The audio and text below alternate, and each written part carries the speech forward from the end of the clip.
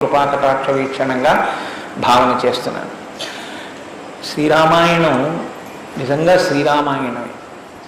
ఎందుచేత నేను ఈ మాట అంటున్నానంటే, ఇప్పుడే మీరు పీఠాధిపతుల యొక్క అనుగ్రహ భాషణంలో విన్నారు. వేదవేద్యే పరే పుంసి జాతే దశరథాత్మజే వేద ప్రచేత సాదాసీత్ సాక్షాత్ రామాయణాత్మన అంటారు.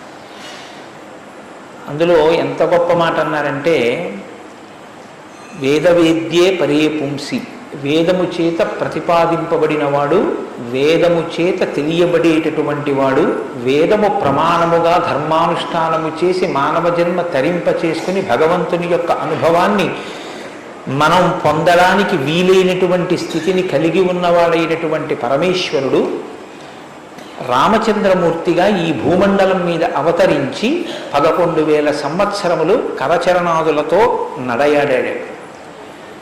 రాముడు వేదము చేత ప్రతిపాదింపబడినటువంటి పరమేశ్వర స్వరూపం. ఆ భగవంతుడే రాముడిగా వచ్చాడు. భగవంతుణ్ణి ప్రతిపాదించేటటువంటి వేదం వాల్మీకి మహర్షి నోటి వెంట శ్రీరామాయణంగా వచ్చింది. అందుకే శ్రీరామాయణానికి వేదోపబృంహణము అని పేరు. వేదమే రామాయణం. వేదం దేన్ని ప్రతిపాదిస్తుంది?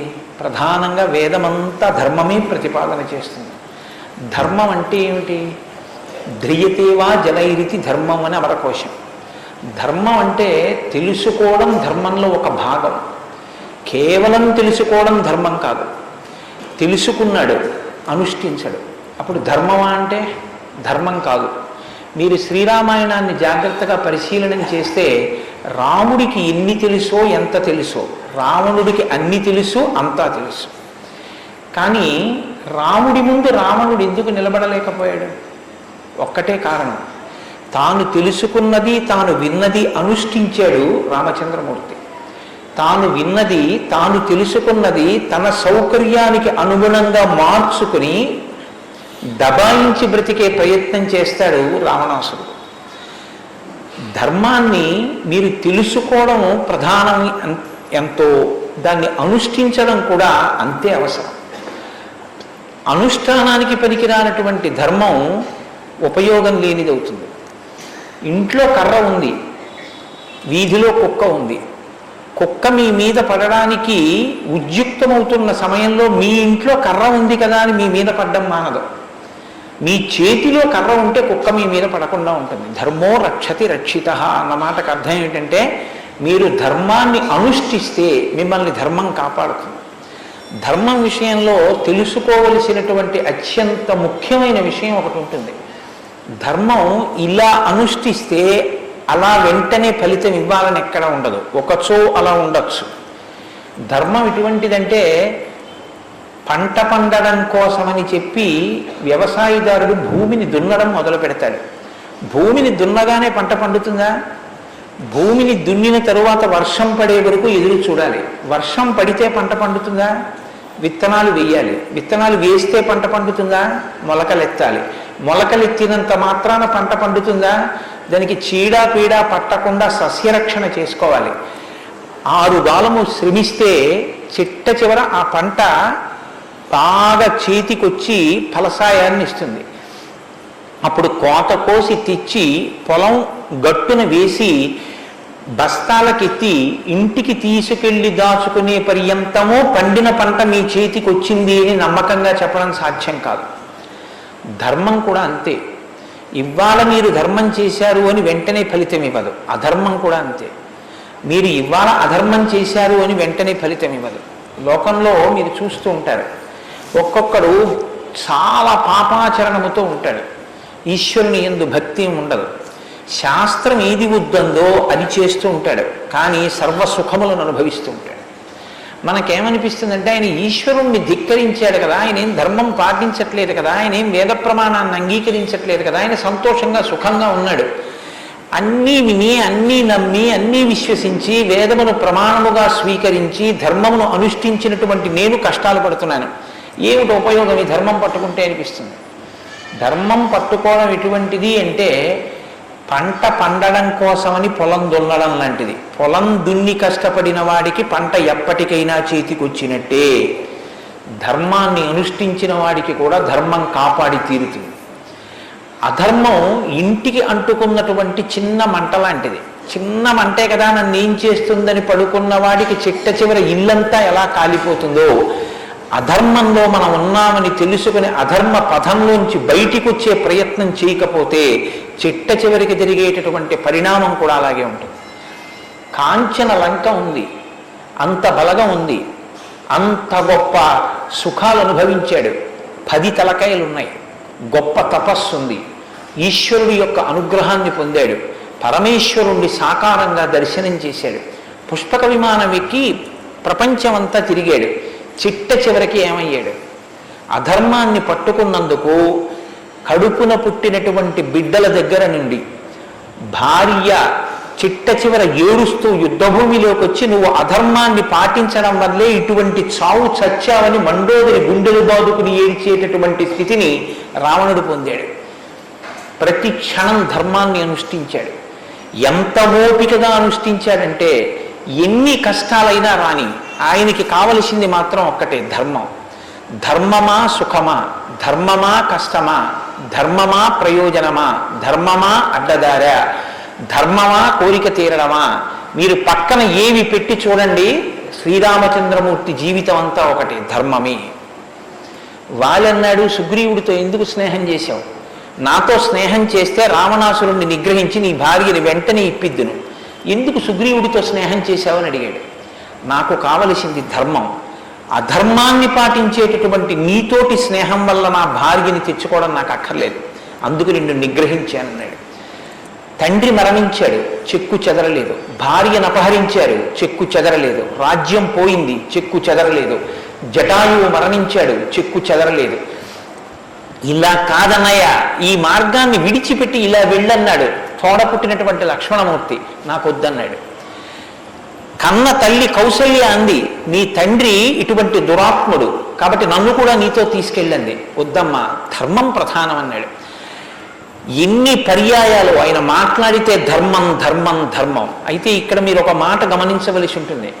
ధర్మం అంటే ఏది ధర్మం? కోటేశ్వరరావు గారు చెప్తే ధర్మం అవుతుందా? లేకపోతే ఎవరో నేను ఇది చెప్తానండి ఇది ధర్మం అంటే అవుతుందా? మనం చెప్తే ధర్మం అవదు, వేదం చెప్తే ధర్మం అవుతుంది. వేదం ఏది చెప్పిందో అది ధర్మం. వేదమునకు వ్యతిరేకముగా చెప్పనటువంటి స్మృతి చెప్పినది ధర్మం. వేదమునకు వ్యతిరేకంగా చెప్పని స్మృతి చెప్పిన మాట పాటించిన వాడిది ధర్మం.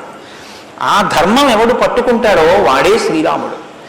ఆ ధర్మాన్ని ఎవడు పట్టుకుంటాడో వాడు అంతిమంగా పొందేది ఏదంటే విజయమే. 11,000 సంవత్సరములు ఈ భూమండలాన్ని పరిపాలించినటువంటి రామచంద్రమూర్తి పడనటువంటి కష్టం లేదు. ఇన్ని కష్టాలు పడుతున్నా ఆయన ఇతరులకు సుఖాన్ని ఇచ్చాడు, ఇతరులకు ఆనందం ఇచ్చాడు, ఇతరులకు సంతోషం ఇచ్చాడు తప్ప నేను ఇంత కష్టంలో ఉన్నాను మీరు ఎందుకు నవ్వాలని ఆయన ఎన్నడూ అడగలేదు. అందుకే రాముడు యోగి అన్నారు పెద్దలు. యోగి అంటే పైన ఎన్ని కష్టాలైనా రావచ్చు, కానీ లోపల మాత్రం తాను నిర్వికారంగా ఉంటాడు. అందుకే పుట్టినది కూడా నవమి తిథి నాడు పుట్టాడు మహానుభావుడు. 9 అంకెకున్న గొప్పతనం చూడండి. మీరు ఎంత పెట్టి 9ని హెచ్చ వేయండి మళ్ళీ 9గా మారుతూ ఉంటుంది. 9 ఒకట్ల 9, 9 2 18, 8 1 9, 9 3 27, 7 2 9, 9 4 36, 6 3 9, 9 5 45, 5 4 9. ఏం చేసినా మళ్ళీ 9 అవుతూ ఉంటుంది. ఎన్ని కష్టాలు బయట రానివ్వండి, ఎన్ని వైక్లభ్యాలు కలగనివ్వండి, లోపల మాత్రం రాముడు ఎప్పుడు ధర్మాన్నే పట్టుకొని ఉంటాడు. ధర్మాన్ని పట్టుకోవడం అంటే రాముడు రామాయణంలో మాట్లాడింది మీరు గమనించాలి. ఎప్పుడైనా రామాయణం చదవడం, రామాయణం వినడం అంటే ఒక్క పర్యాయం అని మీరు అనుకోకండి. రామాయణాన్ని బహుకోణాలలో చదవండి. రాముడు మాట్లాడితే అని రామాయణం చదవండి ఒకసారి. రాముడు ఎప్పుడు నేను ఇలా చెప్తాను అని అనడు. రాముడు ఎప్పుడు చెప్పినా ఎలా చెప్తాడంటే ఋషులు ఇలా చెప్పారంటాడు, పెద్దలు ఇలా చెప్పారంటాడు, శాస్త్రం ఇలా చెప్పిందంటాడు తప్ప నేను ఇలా చెప్తానన్నాడు రాముడు. తన నిర్ణయం కాదు, తాను ఏది చెప్పాలో కాదు, శాస్త్రం ఏం చెప్పిందో చెప్తాడు, ఋషులు ఏం చెప్పారో చెప్తాడు, పెద్దలు ఏం చెప్పారో చెప్తాడు, తాను ఎందుకు ధర్మాన్ని అనుష్ఠిస్తున్నానో చెప్తాడు. తన జీవితాన్ని ఆదర్శవంతంగా తీసుకొచ్చి మనుష్య జాతికంతటికి ఫలంగా అందించాడు. అటువంటి ధర్మాత్ముడైనటువంటి రామచంద్రమూర్తి మనుష్యుడిగా అవతారాన్ని స్వీకరించి ఉండకపోతే అసలు మనుష్యుని యొక్క జన్మ ప్రయోజనం ఇంత గొప్పవాడా మనిషి అన్న విషయమే లోకానికి అర్థమయ్యుండేది కాదు. ఎందుకంటే మీరు ఒక విషయాన్ని జాగ్రత్తగా గమనించండి, రామావతార స్వీకారానికి ముందరే రామనామం లోకంలో ఉంది. రామావతారానికి ముందు రామనామం లేకపోతే వాల్మీకి మహర్షికి రామనామాన్ని ఎలాగా ఉపదేశం చేశారు ఋషులు? ఆయనకి ఉపదేశం చేసిన తరువాత కదా రామచంద్రమూర్తి అవతారం వచ్చింది. ఆయన వాల్మీకిగా మారిన తరువాత కదా రాముడు పుట్టింది. కాబట్టి రామ అన్న నామం సాక్షాత్తు ఈశ్వరుడి యొక్క నామం. అది రమయతీతి రామ, లోకులందరినీ రమింపచేసేటటువంటి నామం. అంతటి మహోత్కృష్టమైనటువంటి శీల సంపద కలిగినటువంటి వాడు రామచంద్రమూర్తి. అందుకే రామాయణాన్ని రామచంద్రమూర్తిని ఎంతకాలం మనుష్య జాతి ఆరాధన చేస్తుందో అంతకాలం మానవత్వం బ్రతికుంటుంది. ఏనాడు రామచంద్రమూర్తిని మరిచిపోతామో, ఏనాడు రామాయణం మనకు అక్కర్లేదని అంటామో, ఆనాడు మనిషిగా కనపడుతున్న మనుష్యత్వం చచ్చిపోతుంది, మానవత్వం చచ్చిపోతుంది, నరత్వం చచ్చిపోతుంది. అది పోయిన నాడు నరజన్మ యొక్క ప్రయోజనమే పోతుంది. అందుకే మీరు చూడండి, విష్ణువు దశావతారములను స్వీకరించారు.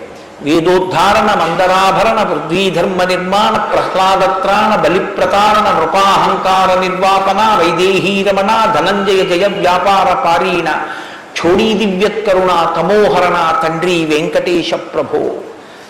ఇన్ని అవతారాలు స్వీకరించిన ఆ అవతార పరిసమాప్తి అయిపోయిన తరువాత మనం పిలిస్తే ఇక లక్ష్మీనారాయణులని పిలుస్తాం. ఒక వామనమూర్తి అవతార పరిసమాప్తి అయిపోయింది, ఏమంటాం? లక్ష్మీనారాయణులు. ఒక పరశురాముడు, లక్ష్మీనారాయణులు. ఒక మత్స్యావతారం, లక్ష్మీనారాయణులు.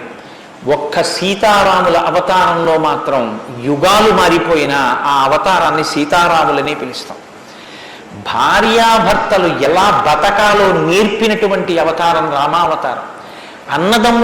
అన్నదమ్ములు ఎలా బతకాలో నేర్పిన అవతారం రామావతారం. తండ్రి కొడుకులు ఎలా బతకాలో నేర్పిన అవతారం రామావతారం. ఒక ఉద్యోగి యజమాని ఎలా బతకాలో నేర్పిన అవతారం రామావతారం. చిట్ట చివరికి ఎంత కష్టం కడుపులో ఉన్న రాజారాముడిగా సింహాసనం మీద కూర్చోవలసి వస్తే ప్రజల్ని కన్నబిడ్డల్లా పరిపాలించగలిగినటువంటి, ధర్మాన్ని నిలబెట్టుకోగలిగినటువంటి, సంపూర్ణత్వాన్ని సంతరించుకున్నటువంటి మనుష్య స్థితిని పొందిన అవతారం రామావతారం. మీకు జీవితంలో అనుష్ఠాన పర్యంతంలో ఎక్కడ ఏ విషయం గురించి అనుమానం వచ్చినా మీకు రామాయణం జీర్ణమైతే మీకు వెంటనే శ్రీరామాయణం జ్ఞాపకానికి వస్తుంది. అప్పుడు రాముడు ఇలా ప్రవర్తించాడు అని మీకు జ్ఞాపకం వస్తుంది. రామాయణం మీకు జీర్ణమైతే మీ భాష తీరు మారిపోతుంది. రామాయణం మీకు జీర్ణమైతే మాట ఎంత గొప్పదో మీకు అర్థమవుతుంది. నేను అందుకే మీకు మనవి చేశాను, రామాయణాన్ని రామాయణంగా చదవకండి అని. రామాయణం జ్యోతిష శాస్త్రం, రామాయణం వాస్తుశాస్త్రం, రామాయణం ధర్మశాస్త్రం, రామాయణం వాక్కు, రామాయణం ధర్మ పరిపాలన, రామాయణం న్యాయం, రామాయణం సామాజిక శాస్త్రం, రామాయణం శకున శాస్త్రం, రామాయణం పర్యావరణం, రామాయణం గురుభక్తి, రామాయణం శిష్యధర్మం. మీ ఇష్టం, ఎలా చదవండి, రామాయణం అలా వస్తుంది. మీకు ఇచ్చినది మట్టి ముద్ద, మీరు దాంతో మూకుడు చేసుకుంటారో, పళ్ళెం చేసుకుంటారో, ప్రమిద చేసుకుంటారో, గిన్నె చేసుకుంటారో, గరిటె చేసుకుంటారో మీ ఇష్టం. రామాయణాన్ని మీరు ఎలా చూడాలనుకుంటే మీకు అలా కనపడుతుంది. శ్రీరామాయణానికి ఉన్న గొప్పతనం ఏమిటంటే వాల్మీకి మహర్షి ఎవ్వరికీ కూడా కితాబులు ఇవ్వరు. రావణాసురుడు దుష్టుడని వాల్మీకి మహర్షి అనరు. వాల్మీకి మహర్షి చెప్పేది ఇలా చేశాడని చెప్తారు. తెల్లవారకట్ట లేచాడు, పరస్త్రీ పట్ల కామంతో మనసు కదిలింది. నీకు నచ్చి నీకు కూడా అలా ఉండాలనుకుంటే నీ ఇష్టం, నీ తల కూడా తెగిపోతుంది. నీవు కూడా పుత్రమిత్ర కళత్రాదులతో భంగపాటు పొందుతావు. రాముడు నిద్రలేస్తూనే నదీ స్నానం చేసి సంధ్యావందనం చేశాడు. నువ్వు రాముడిలా ఉండాలనుకుంటే 7 తరాలు తరిస్తాయి. నీకేది కావాలో నువ్వు నిర్ణయించుకో. రాముడు గొప్పవాడని చెప్పరు, రావణుడు తక్కువవాడని చెప్పరు. నువ్వేది తెలుసుకోవాలో అది నువ్వు తెలుసుకుని అనుష్ఠించాలి. అది శ్రీరామాయణం యొక్క గొప్పతనం. అంత గొప్ప అవతారంలో రాముడు ఎప్పుడు మాట్లాడినా ఋషివాక్కుని సమర్థిస్తాడు. రాముడు ఎప్పుడు మాట్లాడినా వేదవాక్కుని సమర్థిస్తాడు. రాముడు ఎప్పుడు మాట్లాడినా ధర్మాన్ని సమర్థిస్తాడు. ఇది మీరు బాగా జ్ఞాపకం పెట్టుకోవాలి. మనం శ్రీరామాయణం వింటున్నది శృంగగిరి పీఠంలో వింటున్నాం. అదేమిటంటే పీఠ శాఖ కదా అని మీరు అనొచ్చు. ఆత్మావై పుత్రనామాసి, కొడుక్కి తండ్రికి అభేదం, బింబానికి బింబం ఎందులోంచి వచ్చిందో ఆ బింబం వచ్చినటువంటి లేదా ప్రతిబింబం పుట్టిన బింబం రెండు ఒకటే. అద్దం ముందు నిలబడితే నా ప్రతిబింబం కనబడితే ఆ ప్రతిబింబం బొట్టు పెట్టుకోలేదనుకోండి, దిక్కుమాలిన ప్రతిబింబమా బొట్టు పెట్టుకోవద్దా, తప్పు కదా అని ప్రతిబింబానికి బొట్టు పెడితే నాకు బొట్టు వస్తుందా? బింబానికి బొట్టెట్టుకుంటే ప్రతిబింబానికి బొట్టు వస్తుంది. బింబానికి ప్రతిబింబానికి తండ్రికి కొడుక్కి గురువుకి శిష్యుడికి అభేదమైతే గుంటూరు శృంగగిరి పీఠ శాఖకి ఎక్కడో కర్ణాటక రాష్ట్రంలో ఉన్న శృంగగిరి పీఠానికి నా దృష్టిలో అభేదం. శృంగగిరి పీఠంలో కూర్చుని శ్రీరామాయణ ప్రవచనం చెయ్యవలసి వస్తే నేను ఒక మాట చెప్పకుండా రామాయణాన్ని ప్రారంభించేస్తే నేను ఒక పొరపాటు చేసిన వాడిని అవుతాను. ఇన్ని పీఠాలను స్థాపించినటువంటి శంకర భగవత్పాదులు అవతార పరిసమాప్తి చేస్తూ ఒక మాట చెప్పారు, వేదో నిత్యమధీయతాం తదుదితం కర్మస్వనుష్ఠీయతాం. ప్రతిరోజు వేదం చదువుకో. నువ్వు చేసే ఏ కర్మ అయినా వేదం ఎలా చెప్పిందో అలాగే చెయ్యి, అంతేకాని నీ స్వంత బుద్ధితో ఏ పనిని చెయ్యవద్దు. వేదో నిత్యమధీయతాం తదుదితం స్వకర్మస్వనుష్ఠీయతాం దుస్తర్కాస్తు విరమ్యతాం. ఈశ్వరుడు నోరిచ్చాడు కదా అని నీ చిత్తం వచ్చినట్టుగా వాదనలు చేయవద్దు. నువ్వు ఏది మాట్లాడినా శృతిశిరపక్షస్వనుష్ఠీయతాం. ఉపనిషత్తులు ఏం చెప్పాయో వేదం ఏం చెప్పిందో దాన్ని సమర్థించడానికి నీ వాగ్బలాన్ని ఉపయోగించు, అంతేకాని ఈశ్వరుడు వాక్కు ఇచ్చాడు కదా అని నీ ఇష్టం వచ్చినట్టు నువ్వు మాట్లాడితే చూడలేదు లెక్క కట్టుకోలేడని నువ్వు అనుకోవద్దు. లెక్క కట్టేవాడు ఒకడున్నాడు. మీరు చూడండి, 84 లక్షల జీవరాశులు ఈ ప్రపంచంలో ఉన్నాయి. 84 లక్షల జీవరాశుల్లో 83,99,999 జీవరాశులకు వాక్కు లేదు. ఒక్క నరజన్మకే వాక్కు ఉంది. మళ్ళీ ఈ నరజన్మలో కొంతమంది మాత్రమే ఆ మాట చెప్పగలరు. కొంతమంది నరులుగా జన్మించిన నోరు విప్పి రామా అని గట్టిగా అనరా అంటే రామా అని అనలేరు, అది వారి దురదృష్టం. కానీ మనం భగవన్నామమును పలకగలం. భగవన్నామం పలికి తరించగలిగినటువంటి భాగ్యం మనకుంది. హరునకు విభీషణున కద్విజకున్ తిరుమంత్రరాగమై కరికి నహల్యకున్ ద్రుపద కన్యకు నాప్తి హరించి చుట్టమై బరగిన ఎట్టి నీ పతితపావన నామము నాదు జిహ్వపై నిరంతరము నటింపచేయుమి కదా చరది కరుణాపయోనిధి అని వేడుకున్నాడు గోపరాజు గారు. నాకేం అక్కర్లేదయ్యా స్వామి, నీ నామం నా నాలుక మీద నర్తింపచేయవయ్యా చాలన్నాడు. పవి పుష్పంబవు అగ్ని మంచపు నాకోపావం భూమిస్థలంబవు శత్రుండతిమిత్రుడవు విషము దివ్యాహారమౌనెన్నగా అవనీమండలి లోపలం శివ శివేచ్ఛాభాషణోల్లాసకిన్ శివ నీ నామము సర్వవస్యకరమౌ శ్రీకాళహస్తీశ్వర. నాకు నీ శివనామం నా నాలుక మీద నర్తించాలని కోరుకున్నాడు ధూర్జటి. భగవన్నామం చెప్పుకుంటే చాలని ఆ నామం ఉన్నందుకు వెంపర్లాడారు. అంత్యకాలమునందు ఆయాసమును నిన్ను తలుచునో తలపనో తలతునిపుడి నరసింహ నరసింహ నరసింహ లక్ష్మీ చ దానవంతక కోటి భానుతేజ గోవింద గోవింద గోవింద సర్వేశ పన్నగాధిపశాయి పద్మనాభ అని 2 చేతులిచ్చి నమస్కారం చేసి చిట్ట చివర ప్రాణం పోయేటప్పుడు ఆవేళ యమదూతల అగ్రహంబున వచ్చి ప్రాణములు పెకలించి పట్టునప్పుడు కపవాత పైత్యములు కప్పగా శ్రమచేత కంపముద్భవమంది కష్టపడుచు నారాయణాయంచు నా జిహ్వతో నిన్ను పిలుతునో శ్రమచేత పిలువలేనో నాటికిపుడి నీ నామస్మరణ చేతు చెవినిడవయ్య భూషణ వికాస శ్రీధర్మపుర నివాస దుష్ట సంహార నరసింహ దురిత దూరాన్ని గుండెలు బాదుకున్నాడు నరసింహచతక కర్త. ఆ భగవన్నామం పలికేటటువంటి భాగ్యం ఉన్న ఏకైక ప్రాణి సృష్టిలో కేవలం మనుష్యుడే. అటువంటి మనుష్యుడికి ఇచ్చినటువంటి అదనపు వరం భగవత్ కథాశ్రవణం. ఈశ్వర కథ వినగలడు. ఆ ఈశ్వర కథ వింటేనే సమస్త సంసార భ్రమణ పరితాపోపశమనం అంటారు శంకర భగవత్పాదులు. గలంతి శంభోత్తరిత చరిత కిల్బిషరజో దళంతి ధీకుల్యాశరది పతంతి విజయతాం దిశంతి సంసార భ్రమణ పరితాపోపశమనం వసంతి మచ్చేతో హృదవి శివానందలహరి అంటారు.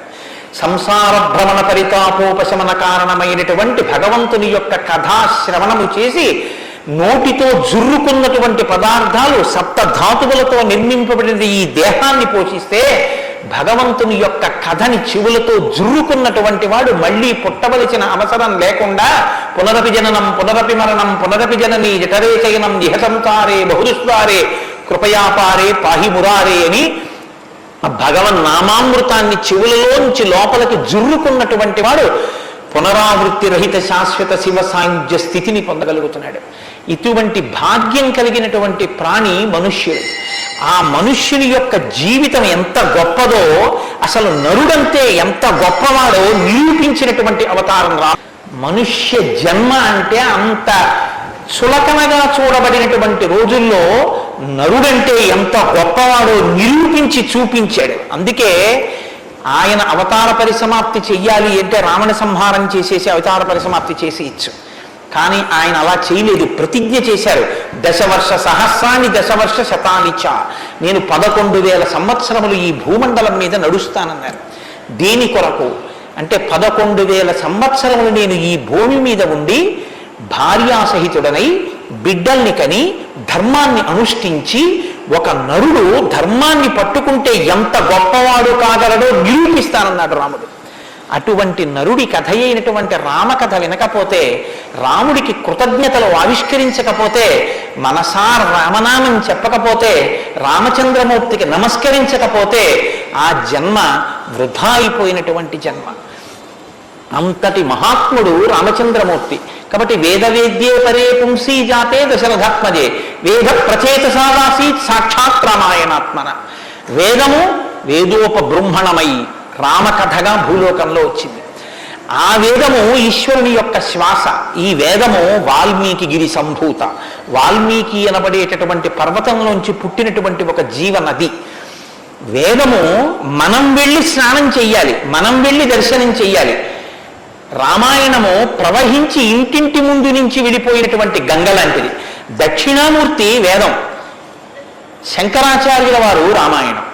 దక్షిణామూర్తి ఎక్కడో ఒక్క చోట కూర్చుని ఉంటారు. సనక సనందనాదులు కూడా ఆయన కూర్చున్న చోటుకే వెళ్ళి నమస్కారం చేసి జ్ఞానోపలబ్ధి పొందాలి. శంకరాచార్యుల వారు అలా కాదు. శంభోర్మూర్తిశ్చరతి భువనే శంకరాచార్య రూప. ఆ దక్షిణామూర్తి మౌనం విడిచిపెట్టి ఆసేత హిమాచల పర్యంతం పాదచారి అయి 3 పర్యాయములు పరిగెట్టించి వేద విరుద్ధమైన వాదనలు ఖండించి మళ్లీ వేద విరుద్ధమైన వాదనలు ఈ భారతదేశంలోకి ప్రవేశించకుండా కాపు పెట్టాలన్న ఉద్దేశ్యంతో తూర్పున జగన్నాథులో గోవర్ధన పీఠము, పడమర ద్వారకలో కాళికాపీఠము, ఉత్తరమున బద్రికాశ్రమములో జ్యోతిపీఠము, దక్షిణమున శృంగగిరిలో శారదాపీఠము, 4 చోట్ల 4 పీఠములను కాపు పెట్టి గురు పరంపర నిరంతరము కొనసాగేటట్టుగా మనని అనుగ్రహించి వేద విరుద్ధమైన వాదనలు భారతదేశంలో ప్రవేశించకుండా రక్షించినటువంటి మహాపురుషుడైనటువంటి శంకర భగవత్పాదులు తానే ఆసేతు హిమాచలం పరిగెట్టించి ప్రతి ఇంటి ముందుకొచ్చి జ్ఞానబోధ చేసినట్టు రామాయణం అనేటటువంటి గంగ వాల్మీకి గిరిశంభూతయ్యి వాడలా ప్రవహించింది.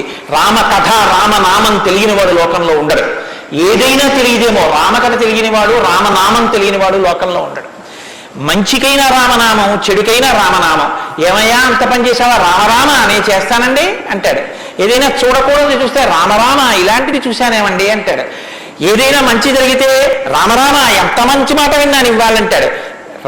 భారతీయ సంస్కృతిలో రామనామం మమేకమైపోయింది.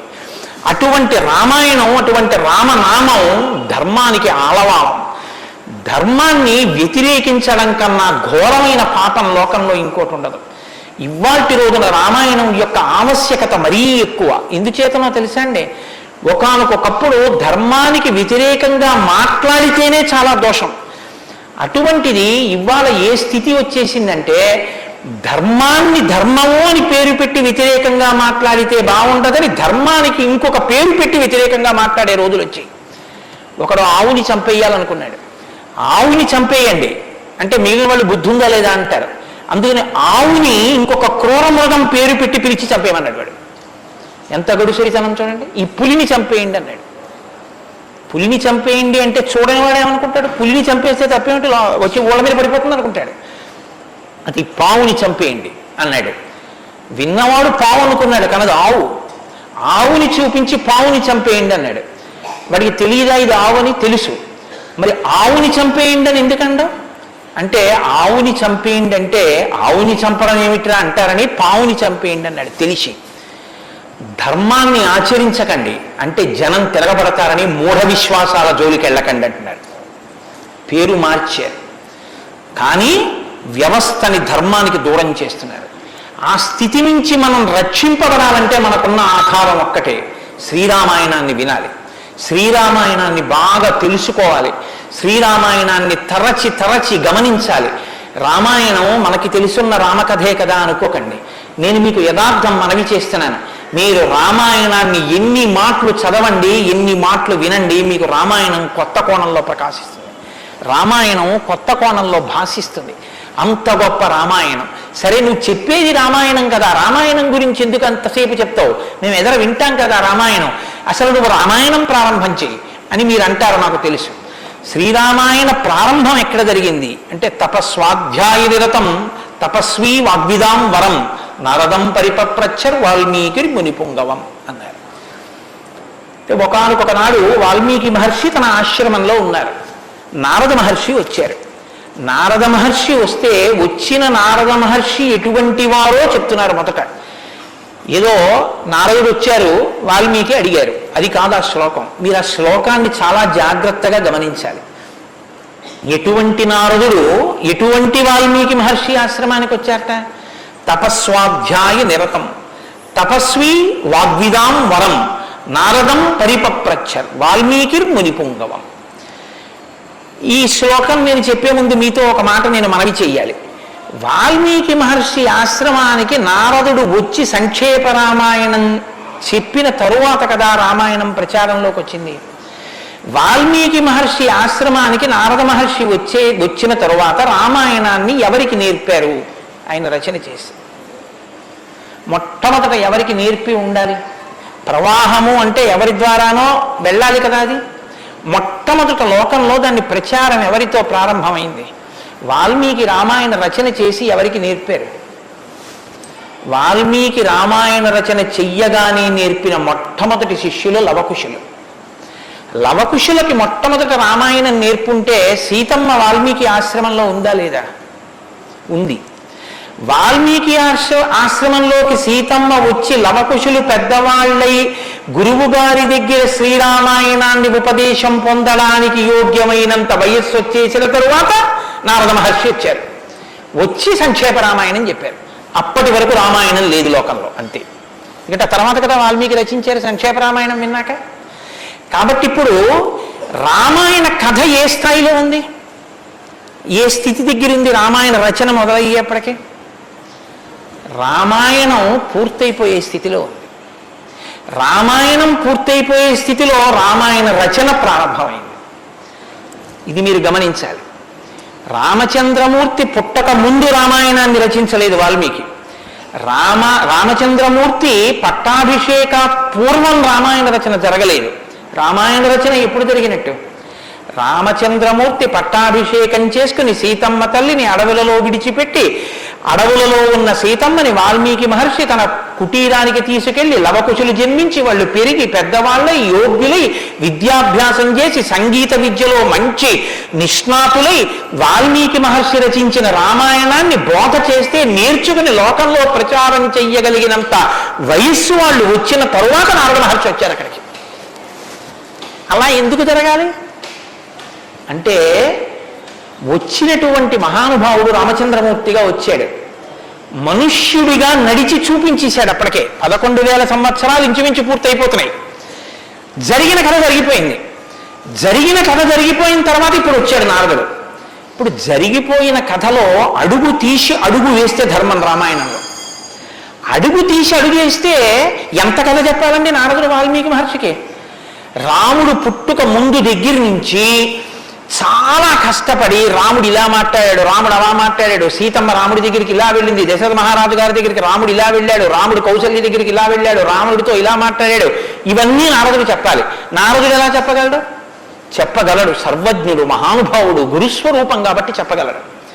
కానీ అలా చెప్తూ వెడితే రామాయణం ఎవరు చెప్పినట్టు అవుతుంది? నారదుడు చెప్పింది వాల్మీకి రాసింది అవుతుంది. మరి వాల్మీకి రామాయణ రచన చేశారని మనం ఎలా చెప్తున్నాం?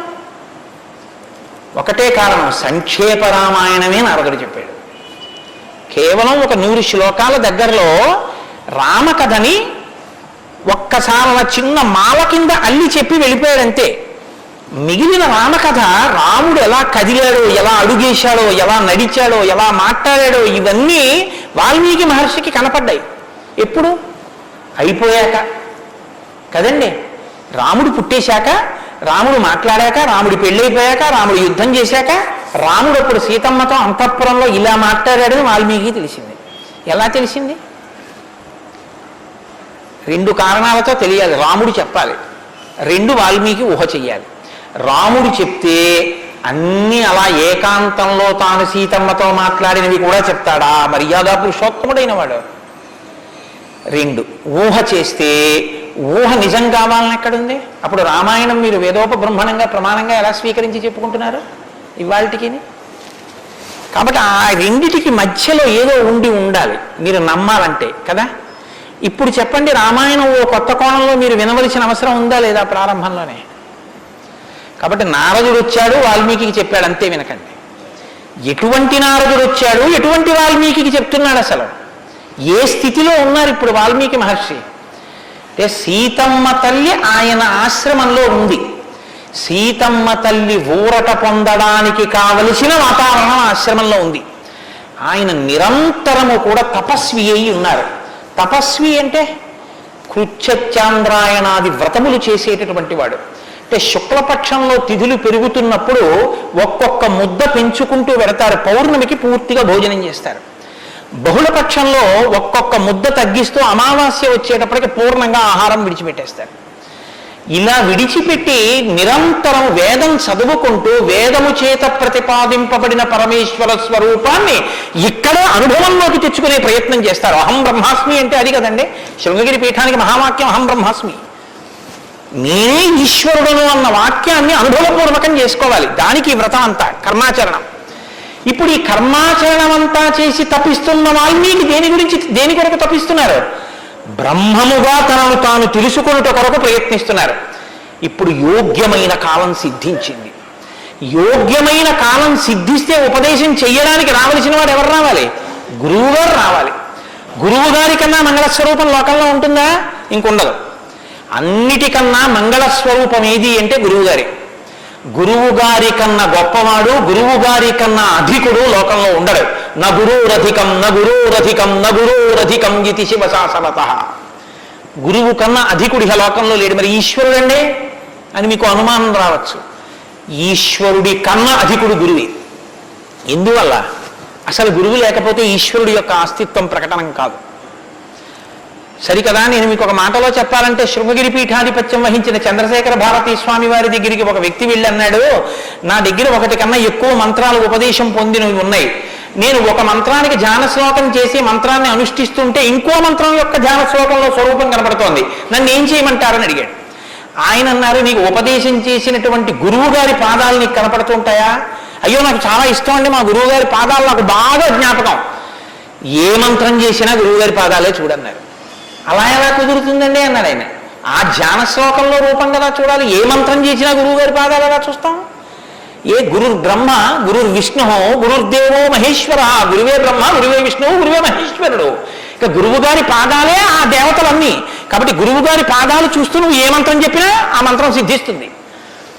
అయినప్పుడు ఇప్పుడు గురు దర్శనమే మంగళకరమైనటువంటి దర్శనం. నారదుని యొక్క దర్శనం, నారదుని యొక్క పేరెత్తడం కన్నా గొప్పతనం ఇంకోట్లేదు.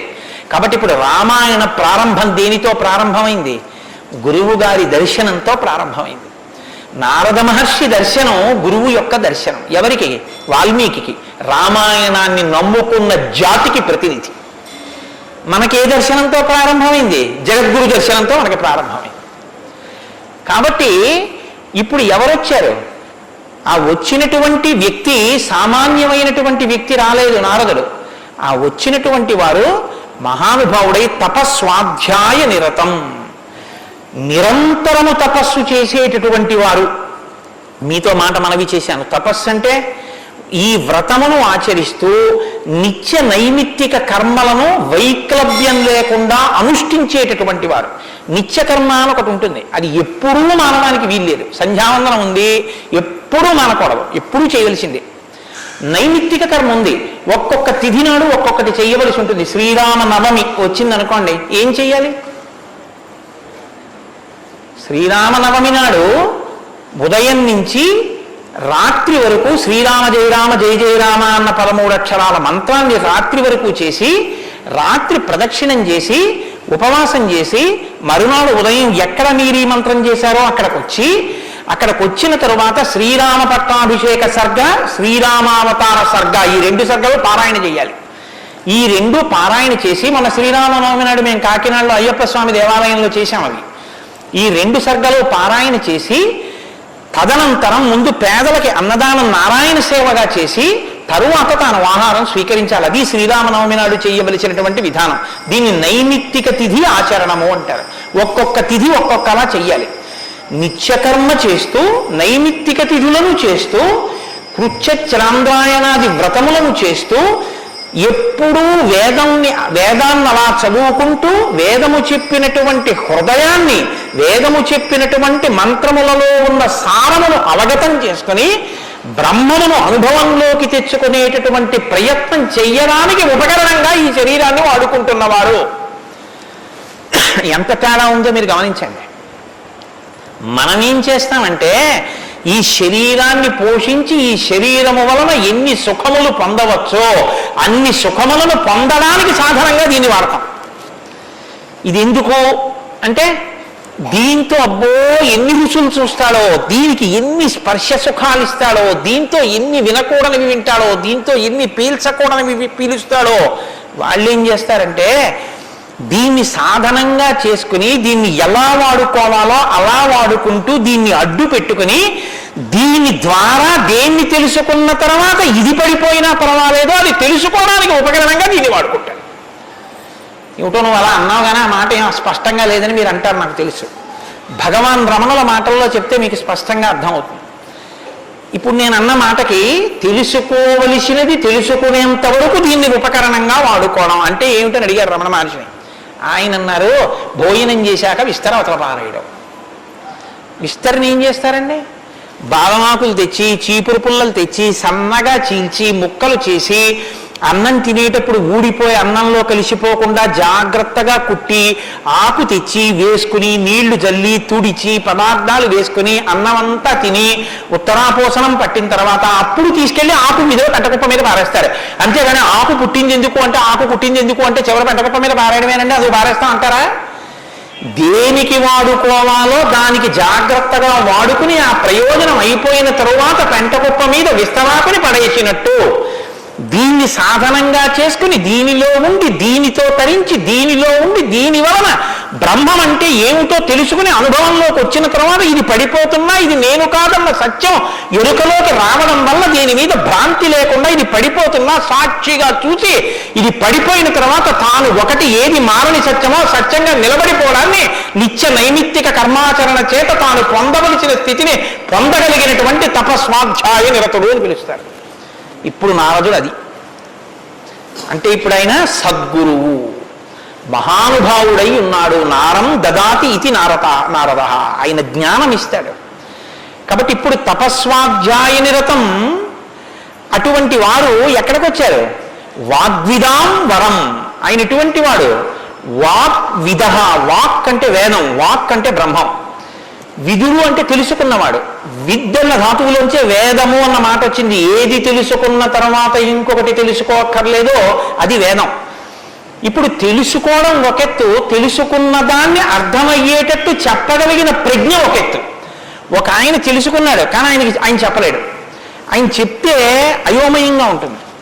ఒక ఆయన స్పష్టంగా చెప్పగలడు, తాను అనుభవించాడు, అనుభవించిన దాని వైపుకి మిమ్మల్ని తిప్పగలడు, ఈ ప్రజ్ఞ ఉన్నవాడు.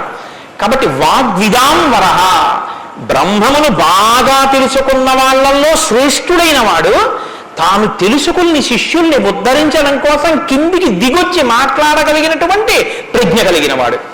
ఇటువంటి వాగ్విదాంబరం నారదం. అటువంటి నారదుణ్ణి ఎవరు ప్రశ్నించారు? ఇప్పుడు అడిగినవాడు వాల్మీకి మహర్షి. ఆయన ఎటువంటి వారు? తపస్వి, తపస్సు చేస్తున్నవారు. తపస్సు అంటే నేను మీకు ఇందాక చెప్పాను, బ్రహ్మమును తెలుసుకోవాలని తాపత్రయంతో ఉన్నటువంటి వారు, భావన వ్యగ్రతతో ఉన్నవారు. ఈయన నారదుణ్ణి అడిగారు. ఏమని అడిగారు? అయ్యా మీరు వచ్చారు, చాలా సంతోషం అండి, నాకు ఏ ఆపదలు రాకుండా మా అబ్బాయికి ఉద్యోగం వచ్చేటట్టు, నాకు సంతోషంగా ఉండేటట్టు, మా ఆశ్రమంలో ఆవులన్నీ ఎప్పుడు పాలిచ్చేట్టు చూడండి అని అడగలేదు ఆయన. ఆయన ఒక చిత్రమైన ప్రశ్న ఒకటి వేశాడు. ఆ అది లోకంలో సాధారణంగా ఎవ్వరూ అడగని ప్రశ్న. అందుకని రామాయణం పుట్టింది, లేకపోతే రామాయణం పుట్టే అవకాశం లేదు. మీరు ఒకటి బాగా జ్ఞాపకం పెట్టుకోండి, జ్ఞానం ఎక్కడి నుంచి పుడుతుంది అంటే ప్రశ్న చక్కగా వెయ్యగలిగినటువంటి శిష్య ప్రజ్ఞలోంచి పుడుతుంది. నేను నారదం పరిపప్రచ్ఛ, పరిప్రశ్న చేశారు. ప్రశ్న అంటే అడగడం అండి. నేను ప్రశ్న వేశానండి అంటే అర్థం ఏంటి? నేను మిమ్మల్ని అడిగాను అని. పరిప్రశ్న అంటే ఇది బాగా అర్థం చేసుకోవాలి. నారదుణ్ణి పట్టుకుని ఏదో అడిగేస్తే ఆయన ఏం చెప్పడం అలాగా. పరిప్రశ్న చేస్తే చెప్పాడు ఆయన. పరిప్రశ్న అంటే, ప్రశ్న అంటే అడగడం, పరి అంటే, పరి అన్న మాట ముందు కలిపారు మహర్షి. పరి అంటే బాగా జ్ఞాపకం పెట్టుకోండి, ఇప్పుడు నేను ఎవరిని అడుగుతున్నానో ఆ మహానుభావుడు నోరు విప్పి చెప్పినటువంటి మాట త్రికాలముల యందు సత్యమే. ఆయన చెప్పిన మాట మీద నాకు అవిశ్వాసం అన్న మాట ఉండక్కర్లేదు. ఆయన అన్నారు అంటే అది జరిగి తీరుతుందంతే. ఆయన చెప్పింది చేస్తే ఆ ఫలితం వస్తుందంతే. ఆయనటువంటి శక్తివంతుడు. ఈ నమ్మకం మీకు ముందే అడగడం మొదలు పెడితే శ్రద్ధ, పరిప్రశ్నకి ముందే ఉంటుందో తెలుసా అంటే శ్రద్ధ ఉంటుంది. శ్రద్ధ లేకుండా వినయం ఎలా వస్తుందండి మీరు నాకు చెప్పండి. ఇప్పుడు నేను ఒక ఆయన దగ్గరికి వెళ్ళి ఇలా అయ్యా నమస్కారం అండి అని ఇలా ప్రణిపాతం చేసి నేల మీద పడి ఎంతో ఇదిగా రెండు చేతులు ఇలా చాపి అయ్యా మీరు నాకు దయచేసి అనుగ్రహించి ఇది చెప్పాలని ఎందుకు అడుగుతాను? ఆయన శక్తివంతుడని నేను నమ్మితేనే. వీడి మొహం వీడికేం వచ్చు అనుకున్నాను అనుకో, నేను నీకేం తెలిసాడా అంటాం, అంతే. పరిప్రశ్న చేస్తారేంటి? వినయం ఎప్పుడు ఉంటుంది? ఆయన శక్తివంతుడని తెలిస్తే వినయం ఉంటుంది. ఆయన శక్తివంతుడని మీరు నమ్మడాన్ని శాస్త్రంలో ఏమంటారో తెలుసా అండి? శ్రద్ధ అని పిలుస్తారు. శంకరాచార్యుల వారు భాష్యం చేస్తూ శ్రద్ధ అన్న మాట గురించి ఒక మాట చెప్పారు. శాస్త్రస్య గురువాక్యస్య సత్యబుద్ధ్యావధారణ సా శ్రద్ధా కవితా సిద్ధి యా వస్తూపలభ్యతే. శ్రద్ధ అన్న మాటకు అర్థం ఏమిటంటే శాస్త్రము చెప్పినా గురువు గారు చెప్పినా అది పరమ సత్యము, ఇక దానికి తిరుగులేదు, అది కాని పాటిస్తే మనకి ఫలితము వచ్చి తీరుతుందని నమ్మడమే శ్రద్ధ అని పేరు. ఆ శ్రద్ధ ఎక్కడుందో దానిలోంచి వినయం వస్తుంది. అప్పుడు గురువు గారిని చూసి వంగి వంగి వంగి వంగి నమస్కరించి మాట్లాడతావు. ఎందుకు మాట్లాడావైనా? ఆయన ఏం చేతకాకో మాట్లాడకపోతే ఆనందించలేని వాడో కాదు, ఆయన ఒక్కడు తనలో తాను ఆనందించగలడు. మరి ఇప్పుడు ఎందుకు మాట్లాడుతున్నాడు? నీ కొరకు మాట్లాడుతున్నాడు. ఆయన త్యాగం చేశాడు. ఆయన కంఠానికి శోష కలిగింది, అంటే బాధ కలిగింది. ఆయన ఊపిరికి ఘర్షణ కలిగింది. ఆయన శరీరానికి చెమట పట్టింది. దేని కొరకు? నీ కొరకు. ఆయన నీ కొరకు మాట్లాడుతున్నాడు. ఇది గుర్తిస్తే వినయం. ఈ త్యాగానికి నేనేమి ఇవ్వగలను ఆయనకి? ఈ కృతజ్ఞతాభావంతో నువ్వు నిలబడగలిగితే, అలా నువ్వు ప్రశ్నించగలిగితే పరిప్రశ్న అంటారు. ఇప్పుడు నారదం పరిపప్రచ్ఛ ఇలా ప్రశ్న వేశాడు తప్ప ఏదో ప్రశ్న వేస్తే రామాయణం వచ్చిందని మీరు అనుకోకండి. పరిప్రశ్న చేస్తే రామాయణం వచ్చింది. ఇప్పటి వరకు నారదుడు ఏం మాట్లాడలేదు, మీరు బాగా గమనించండి. వచ్చాడంతే, లోపలికి వచ్చారు, వాల్మీకి మహర్షి చూశారు, అర్ఘ్యపాద్యాదులు ఇచ్చారు, కూర్చోబెట్టారు. ఇప్పుడు పరిప్రశ్న చేస్తున్నారు. ఏ ప్రశ్న వేస్తే అసలు రామాయణం గురించి చెప్పారు ఆయన. వాల్మీకి మహర్షి అడిగిన ప్రశ్న ఏమిటంటే ఆయన్ని, కోన్వస్మిన్ సాంప్రదం లోకే గుణవాన్ కస్య వీర్యవాన్ ధర్మజ్ఞశ్చ కృతజ్ఞశ్చ సత్యవాక్యో దృఢవ్రతః చారిత్రేణి చ కోయుక్తః సర్వభూతేషు కోష్టః విద్వాన్ కః కస్సమర్థశ్చ కశ్చైక ప్రియదర్శనః ఆత్మవాన్ కో జితక్రోధో ద్యుతిమాన్ కో నరసూయకః కస్య బిభ్యతి దేవాశ్చ జాతరోషస్య సంయుగే. 16 గుణములు అడిగారు ఆయన. ఈ 16 గుణములు పరిపూర్ణముగా ఉన్నటువంటి ఒక మానవుడు ఈ లోకంలో ఈ కాలంలో నేను ఉన్న రోజుల్లోనే, నేను ఇప్పుడు శరీరంతో తిరుగుతుండగా నా మాంసనేత్రంతో చూడడానికి వీలుగా ఎక్కడైనా ఎవరైనా ఉన్నారా అని అడిగాడు. అంటే అలాంటి వారే ఉన్నారు. ఆయన భార్యయే తన ఆశ్రమంలో ఉంది. ఇది తెలుసా వాల్మీకి? తెలియదని చెప్పవలసి ఉంటుంది. మరి ఇప్పుడు ఎందుకు వచ్చింది ఈ ప్రశ్న ఆయన నోటి వెంట? అమ్మవారు వచ్చింది కాబట్టి వచ్చింది. అమ్మవారు ఎందుకు వచ్చింది? అసలు రహస్యం ఏమిటంటే, రామాయణం లోకానికి అందాలంటే సీతమ్మ యొక్క సేవాభాగ్యం వాల్మీకి లభించాలి. సీతమ్మ సేవాభాగ్యమే శారదాదేవి సేవాభాగ్యం. అది అందితే నోటి వెంట ఈ ప్రశ్న వచ్చింది. నోటి వెంట ఒక్క ప్రశ్న వస్తే యుగాలు మారిపోయినా మనుష్యుడిగా పుట్టిన ప్రతివాణ్ణి తరింపచేయగలిగిన ఒక ఆది కావ్యం ఆయన నోటి వెంట వచ్చింది. ఇది రావడానికి ముందు సీతమ్మ రావాలి. అందుకని ముందు సీతమ్మ వచ్చేసింది ఆశ్రమానికి, వచ్చి అక్కడ కూర్చుంది. ఆ రామాయణాన్ని ప్రచారం చెయ్యగలిగిన యోగ్యమైన శిష్యుల్ని కూడా సీతమ్మే వాల్మీకి ఇచ్చింది లవకుశల రూపంలో. ఇది వాల్మీకిని సీతమ్మ తరింపచేసిన తీరు మీరు జాగ్రత్తగా గమనించగలిగితే వాల్మీకి తరించడానికి మొదటి కారణం సీతమ్మే.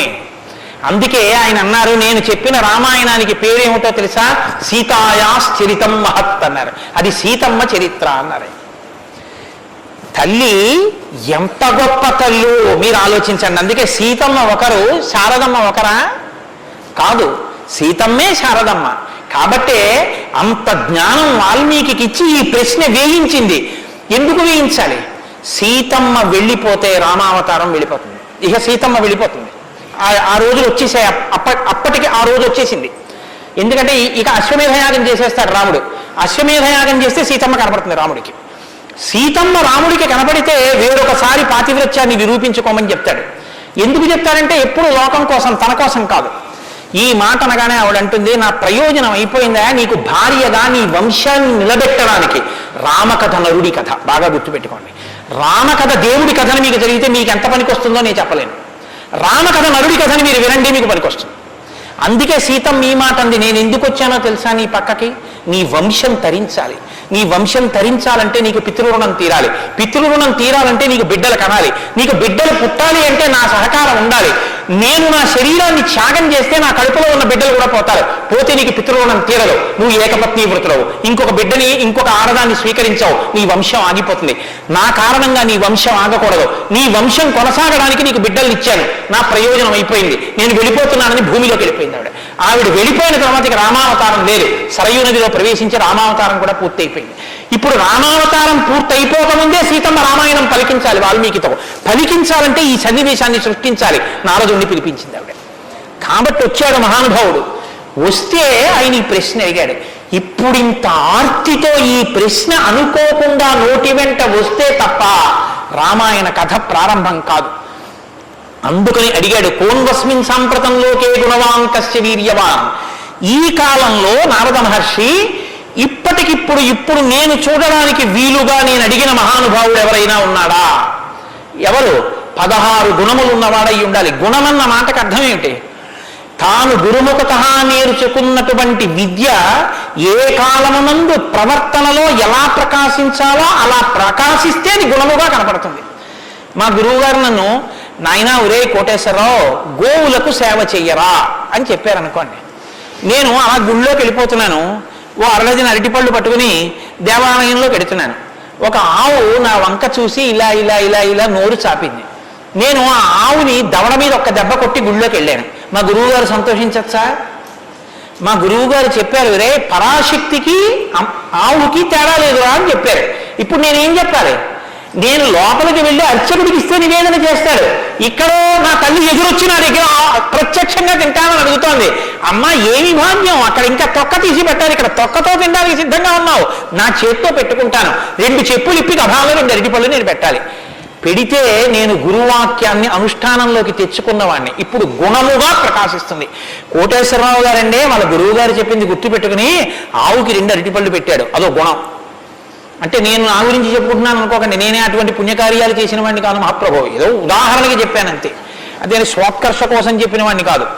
కాబట్టి గుణము అంటే విన్నది, చదువుకున్నది, ప్రవర్తన యందు ఆ సందర్భంలో ప్రకటనమైతే, ప్రకాశిస్తే గుణం అవుతుంది.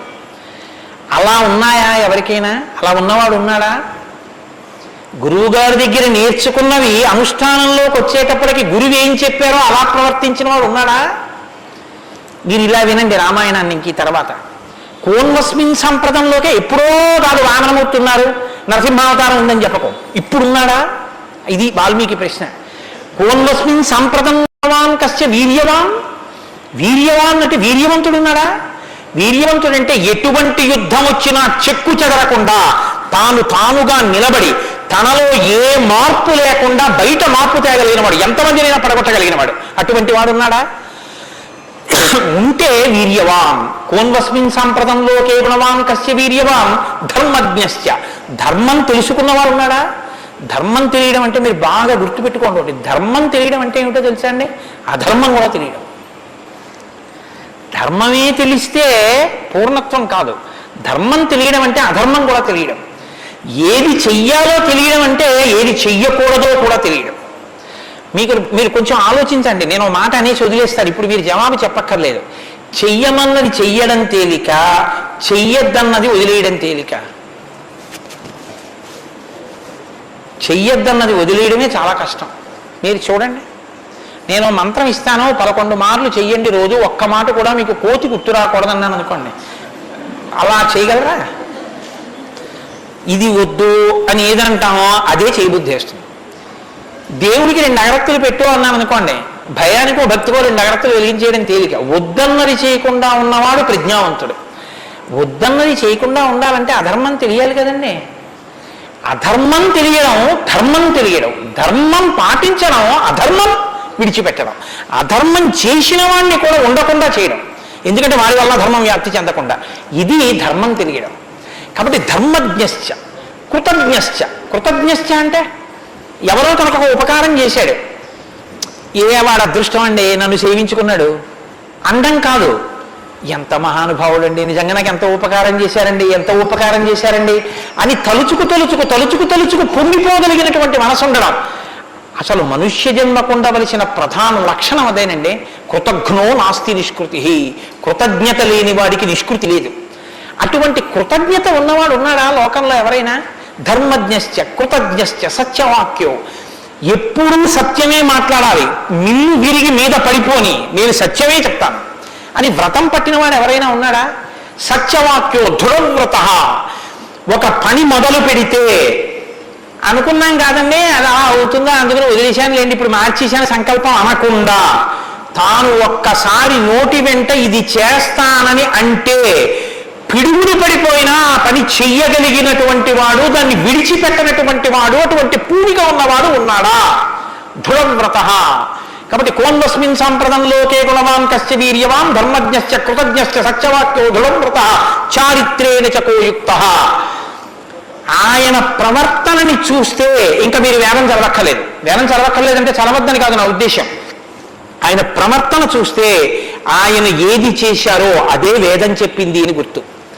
అటువంటి ప్రవర్తన ఉన్నవాడు ఉన్నాడా? పడుకున్నా, లేచినా, మాట్లాడినా, కూర్చున్నా, నించున్నా, నడిచినా, ఏం చేస్తున్నా ధర్మానికి అనుగుణంగా ప్రవర్తించగలిగినటువంటి, నడవడిగలిగినటువంటి వాడు లోకంలో ఉన్నాడా? చారిత్రేణ చకోయుక్త సర్వభూతేషు కోహిత. ఇంత బలపరాక్రమాలు ఉండి కూడా సమస్త భూతముల పట్ల దయ కలిగిన వాడు లోకంలో ఉన్నాడా? గుండెల నిండా అంత కారుణ్యం ఉన్నవాడు ఉన్నాడా? సర్వభూతేషు కోహిత విద్వాంకః. తెలుసుకోవలసినవన్నీ సమస్తము తెలుసుకున్నటువంటి విజ్ఞాని ఉన్నాడా? అటువంటి విద్వాంసుడు ఉన్నాడా? విద్వాంకః కస్సమర్థశ్చ. ఎటువంటి పనైనా సరే వీరు చెయ్యలేరు వీరు చెయ్యలేరు అనొచ్చేమో కానీ ఆయన ఇది చెయ్యలేరని చెప్పడానికి ఒక పని లేకుండా ఏ పనులైనా చెయ్యగలిగిన వాడు ఉన్నాడా? కస్సమర్థశ్చ కశ్చైక ప్రియదర్శన. ఎప్పుడు మీరు చూసినా చూడాలనిపించేట్టుగా ఉండేవాడు ఉన్నాడా? ఆయన యుద్ధం చేస్తుంటే వింటినారి లాగుతున్నాడు అందం, ఆయన అడవిలో నడుస్తున్నాడు అందం, ఆయన కిరీటం పెట్టుకున్నాడు అందం, ఆయన పాదపీఠం మీద పాదం పెట్టాడు అందం, ఆయన జిన్నెడు పాలు పోసుకుని జటాజూటం కట్టుకున్నాడు అందం, ఆయన ఏమీ లేదు నారచీర కట్టుకుని కోదండం పట్టుకున్నాడు అందం, ఆయనకి కోపం వచ్చి కన్నులు ఎర్రబారాయి అందం, ఆయన బాలరాముడిగా పిలక పెట్టుకుని పెడుతున్నాడు అందం, సీతమ్మతో మాట్లాడుతున్నాడు అందం, నిద్రపోతున్నాడు అందం. అసలు ఏమి చూసినా అందం. అబ్బా ఇప్పుడు అంత బాగుంటాడండి, ఆ తర్వాత బాగుంటాడండి, కొంచెం అలంకారం చేసుకుంటాడు బాగుంటుంది అనడానికి ఏమైనా ఉంటుందా? ఎప్పుడు నువ్వు చూసినా అలాగే చూడాలనిపించేటట్టుగా ఉండేవాడు ఎవరైనా ఉన్నాడా? కశ్చైక ప్రియదర్శన. ఎంత పెద్ద మాట అండి. నిద్రపోతుంటే చూసావు, ఆ నిద్రపోతుంటే చూడాలండి ఆయన సౌందర్యం. ఆ మాట ఎవరికన్నా ఉంటుందండి లోకంలో? ఏమన్నా ఆయన నిద్రపోతుంటే ఎంత బాగుంటారండి అంటారా? ఏమన్నా ఆయన నిద్ర లేచి ఒళ్ళు విల్చుకుంటుంటే చూడాలండి ఆయన అందం ఎవరికైనా ఉందా? ఆయన యుద్ధం చేస్తుంటే చూడాలండి అందం ఎవరికైనా ఉంటుందా? ఎంతటి అందగాడు రామో. ఆయన పుంసామోహన రూపాయ పుణ్య శ్లోకాయ మంగళం. ఆడవాళ్ళు మోహించడం కాదు, పురుషులు మోహించారు ఆయన్ని. అంతటి అందగాడు. కొన్ని కోట్ల మంది కంఠాలు కోసేశాడంతే రామావతారంలో, నెత్తుటిని ఏర్లు పారించాడు. అయినా అందం.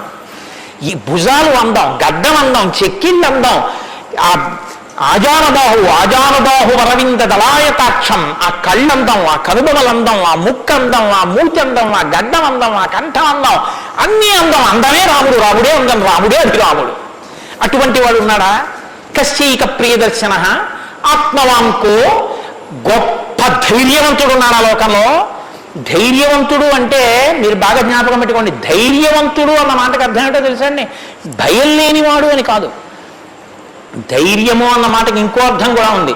ధైర్యము అంటే తాను ఏ పని మీద బయలుదేరాడో ఆ పనికి అనుగుణమైనటువంటి సంభారములను మాత్రమే దగ్గరుంచుకుని ఆ పని మీద మాత్రమే దృష్టి పెట్టి ఆ పనిని పాడు చేసేటటువంటి ఏ ఇతర ఆకర్షణీయమైనటువంటి వ్యవహారమైన త్రోసి రాజని విడిచిపెట్టగలిగినటువంటి పూనిక ఉన్నవాడు ఉన్నాడా?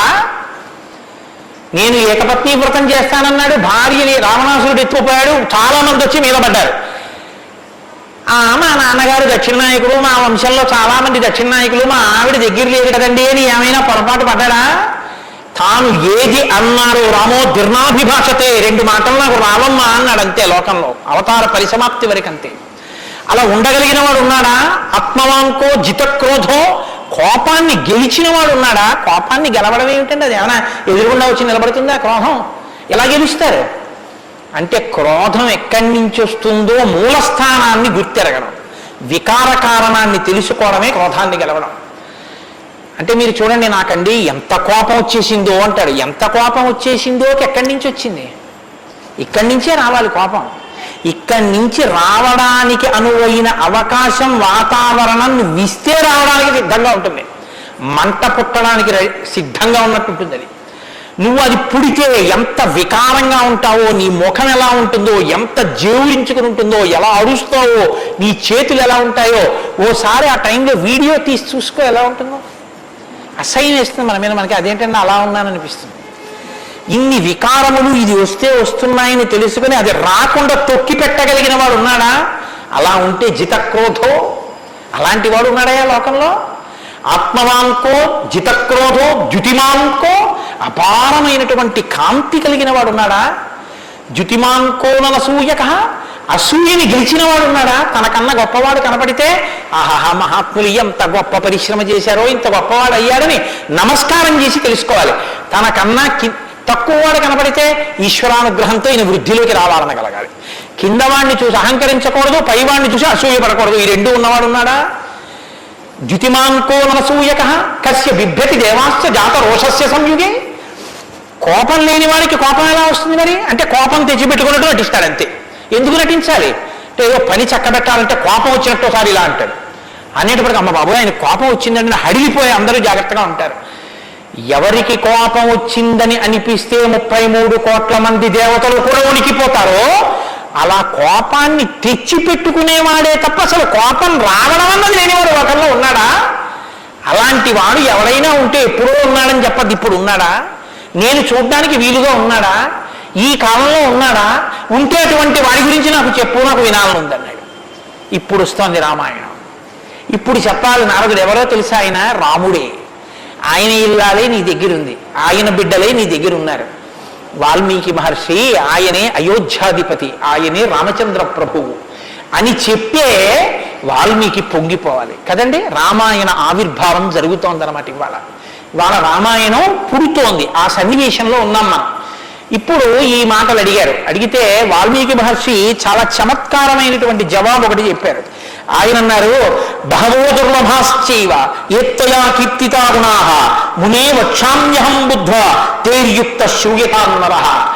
చాలా క్లిష్టమైనటువంటి ప్రశ్న ఒకటి అడిగావు. సాధారణంగా లోకంలో మానవుల్లో నువ్వు అడిగినటువంటి 16 గుణములు ఒక వ్యక్తి యందు ప్రకాశించేటటువంటి వాడు ఉండడు. కాబట్టి ఇప్పుడు ఎవరై ఉండాలి? నరోత్తముడై ఉండాలి, సాక్షాత్ శ్రీ మహావిష్ణువు అయి ఉండాలి. అటువంటి వాడే కానీ నరుడిగానే ఉన్నాడు. ఇప్పుడు ఆయన విష్ణు అంటే ఆయనే అంగీకరించాడు. ఆయన నేను నరుణ్ణి అంటాడు, నేను దాశరథిని అంటాడు, నేను దశరథ మహారాజు కొడుకునయ్యా అంటాడు. నరుడిగా ఈ లోకంలో తిరుగుతున్నవాడు ఉన్నాడు. అటువంటి వాడి గురించి చెప్తాను, జాగ్రత్తగా వినన్నాడు. ఇది సంక్షేప రామాయణం. 100 శ్లోకాలతో ఇక్కడ ప్రతిరోజు సంక్షేప రామాయణం జరుగుతోంది అని అన్నారే, సంక్షేప రామాయణాన్ని పెద్దలు సంప్రదాయంలో ఏమని పిలుస్తారో తెలుసా అండి? మాలామంత్రము అని పిలుస్తారు. ఎందుకంటే శారదా తిలకము అని మంత్రాల గురించి చెప్పేటటువంటిది, బీజాక్షరాల గురించి చెప్పే విషయం ఒకటి ఉంది. అందులో 10 అక్షరాలు మంత్రంలో దాటిపోతే దాన్ని మాలామంత్రములని పిలుస్తారు.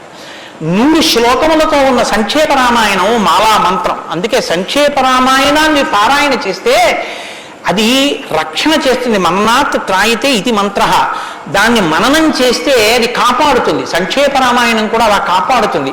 సద్గురువైనటువంటి నారద మహర్షి నోటిలోంచి పుట్టింది సంక్షేప రామాయణం.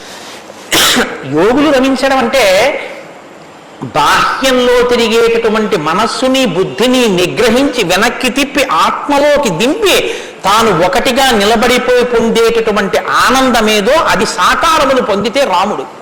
కాబట్టి యోగులు రమించేటటువంటి స్వరూపమేదో దానికి రామ అని పేరు. కాబట్టి రామో నామ జనైశ్రుత నియతాత్మా మహావీర్యో ద్యుతిమాన్ ధృతిమాన్ వసీ. నువ్వు చెప్పినటువంటి గుణములన్నీ ఉన్నవాడు, దానితో పాటుగా వసీ ఇంద్రియములను నిగ్రహించినటువంటి వాడు. ఇంద్రియాల్ని నిగ్రహించడం అన్న మాట మీరు రామాయణంలో చాలా జాగ్రత్తగా గమనించి తెలుసుకోవలసింది. ఇంద్రియాల్ని నిగ్రహించడం అంటే ఏమిటో తెలుసా అండి? మనసు దేన్ని చూస్తే, దేన్ని వింటే కదిలిపోతుందో, ప్రశాంతంగా ఉన్నది అలజడిని పొందుతుందో దాన్ని చూడకుండా, దాన్ని వినకుండా బలవంతంగా నిగ్రహించడం ఎటువంటిదో తెలుసా అండి? ఒక త్రాచుపాము అలా వెళ్ళిపోతుంది. గభాల్ని ఇలా చూశాడు, అయ్య బాబోయ్ త్రాచుపాము పెద్ద గెంతు గెంతాడు. అది అకస్మాత్తుగా ఏమైందంటే ఆ గెంతడంలో త్రాచుపాము యొక్క పడగ మీద 2 కాళ్ళు వేసి తొక్కాడు. ఇప్పుడు త్రాచుపాము తల పైకి ఎత్తలేకపోతుంది. ఇప్పుడు తను త్రాచుపాము నా కాళ్ళ కింద ఉంది, నన్ను ఏం చేస్తుంది అని ఉండగలడని మీరు అనుకుంటున్నారా? అతను గడగడగడగడగడ వణికిపోతూ చెమట్లు పట్టేస్తున్నాయి. ఎందుకంటే నేను త్రాచుపాము మీద ఉన్నాను, అది తోక కదుపుతోంది, తోకతో కాళ్ళు చుడుతోంది. ఈ కంగారులో ఏం చేస్తాడంటే త్రాచుపాము మీద తాను నిలబడి ఉండగా ఇక త్రాచుపాము తను ఏం చెయ్యలేదన్న స్థితిలో ఉన్నా ఎప్పుడో ఒకప్పుడు త్రాచుపాము మీద కాళ్ళు తీసేస్తాడు. కంగారు పడిపోయి తీసేస్తాడు. ఎప్పుడో అప్పుడు కాళ్ళు తీయడం కోసమే పాము చూస్తుంటుంది, కాటు వేసేసి పుట్టలో వెళ్ళిపోతుంది, లేకపోతే ఎక్కడికో అక్కడికి వెళ్ళిపోతుంది. రావణుడు చేసే తపస్సు, రావణుని యొక్క ఇంద్రియ నిగ్రహం అటువంటివి. బలవంతంగా అణిచి పెడతాడు.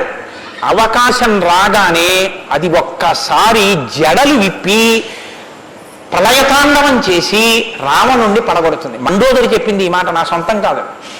రాముడు అలా కాదు, విచారణ చేసి ఉంటాడు. అర్థమనర్థం భావయ నిత్యం అంటారు శంకరాచార్యులు వారు. నారీస్తన భరణాభీదేశం దృష్ట్యా మాగా మోహావేశం ఏతత్ మాంసవసాది వికారం మనసి విచింత్య వారం వారం అంటారు. మనసు దేని చేత కదిలిపోతోందో దాని యథార్థ స్వరూపాన్ని బాగా విచారణ చేస్తారు. విచారణ చేసి ఈ పాటి దానికా నా ఒంట్లో ఉన్నటువంటి శక్తి అంతటినీ ఖర్చు చేసేస్తున్నాను అని మనసుని మరల్చే ప్రయత్నం చేసి ఆ వస్తువు తన కళ్ళ ముందు కనపడినా ఇంకా ఆయన మనసు చెక్కు చెదరదు, ఆ స్థితిని పొందుతాడు. ఇది శంకరాచార్యులు వారు నేర్పుతారు లోకానికి. గురువు చెప్పే మాట అంటే అలా ఉంటుంది. ఆయన ఎంత చమత్కారంగా అన్నారో చూడండి. నారీస్తన భరణాభీదేశం దృష్ట్యా మోగా మోహావేశం. ఎందుకంత వెర్రిక్కిపోతున్నావు? యవ్వనం ఒంట్లో ఉండి ఓపిక ఉన్న కాలంలో నీ శరీరం కన్నా స్త్రీ శరీరంలో 2 వికారాలు ఉన్నాయి. శరీరపు ఊర్ధ్వభాగంలో 2 చోట్ల మాంసపు ముద్దలు పైకి పొటమరించాయి. శరీర అధోభాగంలో మాంసము కొంత లోపలికి వెళ్ళి ఉంది.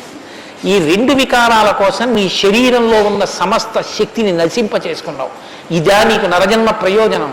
మనసి విచింతీయ వారం వారం, దీన్ని బాగా ఆలోచించు అన్నది. ఇది పట్టుకుందనుకోండి, కంటిని మనసుని కంటితో చూడడం వల్ల కదపగలిగిన మనసుకి ఇప్పుడు ఆ వస్తువు కనపడినా ఇక మనసు కదలదు. ఇది ఇంద్రియ నిగ్రహం అంటారు. ఇంద్రియాలను జయించడం అంటే అది. ఇది రాముడు. అందుకే ధృతిమాన్ వసీ, అపారమైన శక్తితో ఉంటాడు, సంకల్ప శక్తితో ఉంటాడు, ఇంద్రియములను జయించిన వాడై ఉంటాడు. బుద్ధిమాన్ నీతిమాన్ వాగ్మి శ్రీమాన్ శత్రునిబర్హణ విపులాంశో మహాబాహు కంబుగ్రీవో మహాహను. నిజంగా శ్రీరామాయణాన్ని ప్రతి శ్లోకం ప్రతి మాట వ్యాఖ్యానం చేస్తే 42 రోజులు ఏమిటండి? నేను రిటైర్ అయిపోయే వరకు చెప్పినా శ్రీరామాయణం అయ్యేదేం కాదు, కానీ ఏదో 42 రోజుల్లో పూర్తి చేశాను అనిపించుకోవడం అంతే. కాబట్టి బుద్ధిమాన్ నీతిమాన్ వాగ్మి అన్ని విద్యలు తెలుసున్నవాడు, శ్రీమాన్ ఐశ్వర్యం ఉన్నవాడు, శత్రు నిబర్హణ శత్రువులను నిగ్రహించగలిగినవాడు, విపులాంశో ఎత్తైన మూపున్నవాడు, మహాబాహు బలిశిర బాహువులున్నవాడు, కంబుగ్రీవు కంఠం వంటి శంఖం వంటి కంఠం ఉన్నవాడు, మహాహను ఎత్త చెక్కిళ్ల పైభాగం చాలా ఉన్నతంగా ఉన్నటువంటి వాడు. అటువంటి మహానుభావుడు ఈ లోకంలోనే ఉన్నాడు. ప్రజాపతి సమశ్రీమాం ధాతారి పురిషూదన రక్షితా జీవలోకస్య ధర్మస్య పరిరక్షిత రక్షితా స్వస్య ధర్మస్య స్వజనస్య రక్షిత వేద వేదంగతత్వజ్ఞో ధనుర్వేదే చ నిష్ఠిత. ఎంత గొప్పగా మాట్లాడారండి నారద మహర్షి. నిజంగా ప్రజాపతి సమశ్రీమాన్ ఈ ప్రపంచాన్నంతటినీ పోషించగలిగినటువంటి వాడు సాక్షాత్ శ్రీ మహావిష్ణువు. ధాతారి పునిషూదన శత్రువులను నిగ్రహించగలిగిన వాడు, రక్షిత జీవలోకస్య ఈ లోకాలన్నింటినీ రక్షించగలిగిన వాడు, ధర్మస్య పరిరక్షిత ధర్మాన్ని రక్షించేటటువంటి వాడు.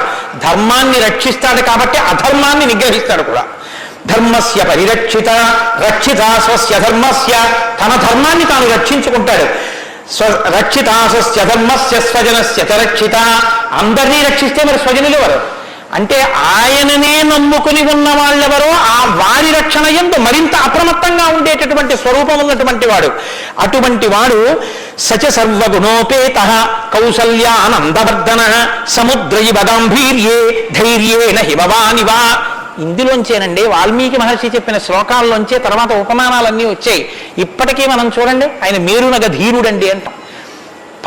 ఆయన్ని పోల్చి చెప్పేటప్పుడు హిమవత్ పర్వతము వంటి వాడు సముద్రము వంటి గాంభీర్యం ఉన్నవాడు అని చెప్పారు నారద మహర్షి. సముద్రం చూడండి ఎంత గంభీరంగా ఉంటుందో. సముద్రం కడుపులో ముత్యాలు రత్నాలు వజ్రాలు ఇన్ని ఉంటాయి. ఇన్ని ఉన్నా కప్పి ఉంచుతుంది. సముద్రంలో బడబాగ్ని ఉంటుంది కానీ తాను మాత్రం చల్లగా ఉంటుంది. సముద్రం ఒడ్డుకొస్తుంది, వచ్చి మీ కాళ్ళు తాను కడుగుతుంది. చేతకానిది ఎదురొచ్చి మీ కాళ్ళు కడిగిందని మీరు ధూర్తతనంతో లోపలికెడితే మిమ్మల్ని తనలో కలుపుకుంటుంది. ఎదురొచ్చి మీ దగ్గరికి వస్తోంది కదా అని మీ కాలి చెప్పు తీసి అందులో వేస్తే తీసుకొచ్చి అవతల బారేస్తుంది ఒడ్డున. ఇది సముద్రం యొక్క గాంభీర్యం. తాను ఉప్పు కయ్యగా ఉంటుంది, పర్వదిన స్నానానికి పనికొస్తుంది. ఇన్నిటిని కప్పిపుచ్చి నిలబడగలిగినటువంటి స్వరూపం సముద్రం.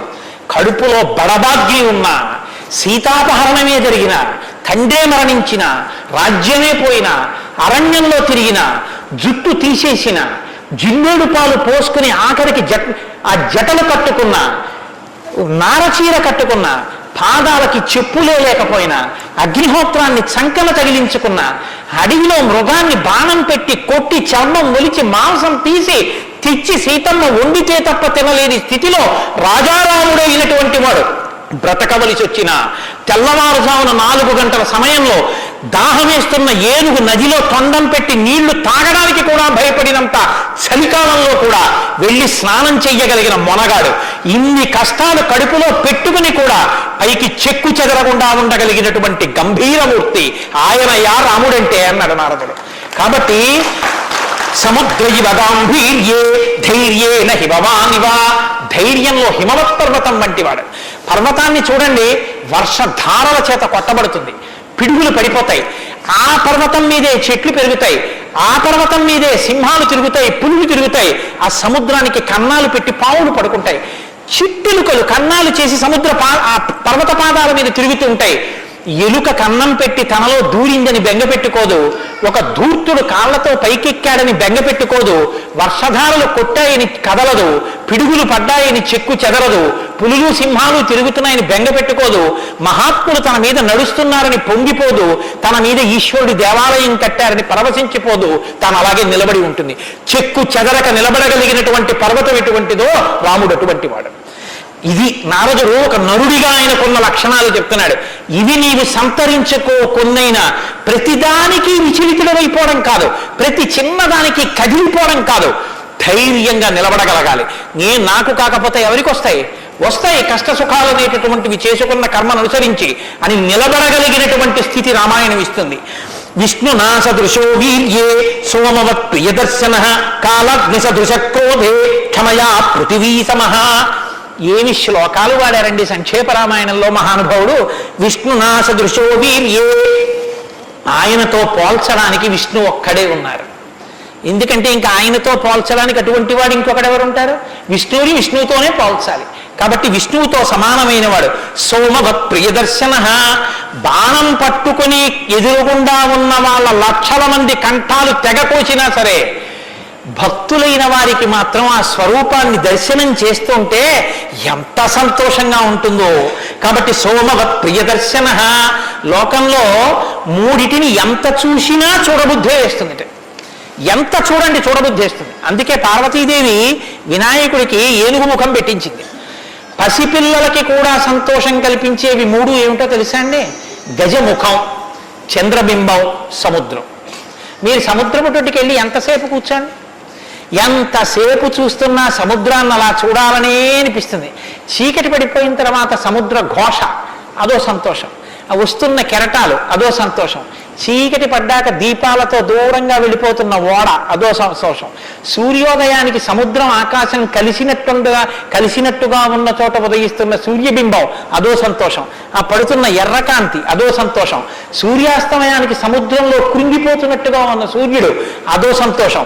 తిక్కన గారు విరాట పర్వంలో అంటారు, రాత్రి అయ్యేటప్పటికి ఆకాశం ఎలా ఉందంటేట మంచి సంపన్నుడైన గృహస్థు ఇంట్లో అలంకారం చేసినటువంటి పడకలా ఉందిట, దాని మీద పువ్వులు అవన్నీ వేస్తే ఎలా ఉందో అలా ఉందిట.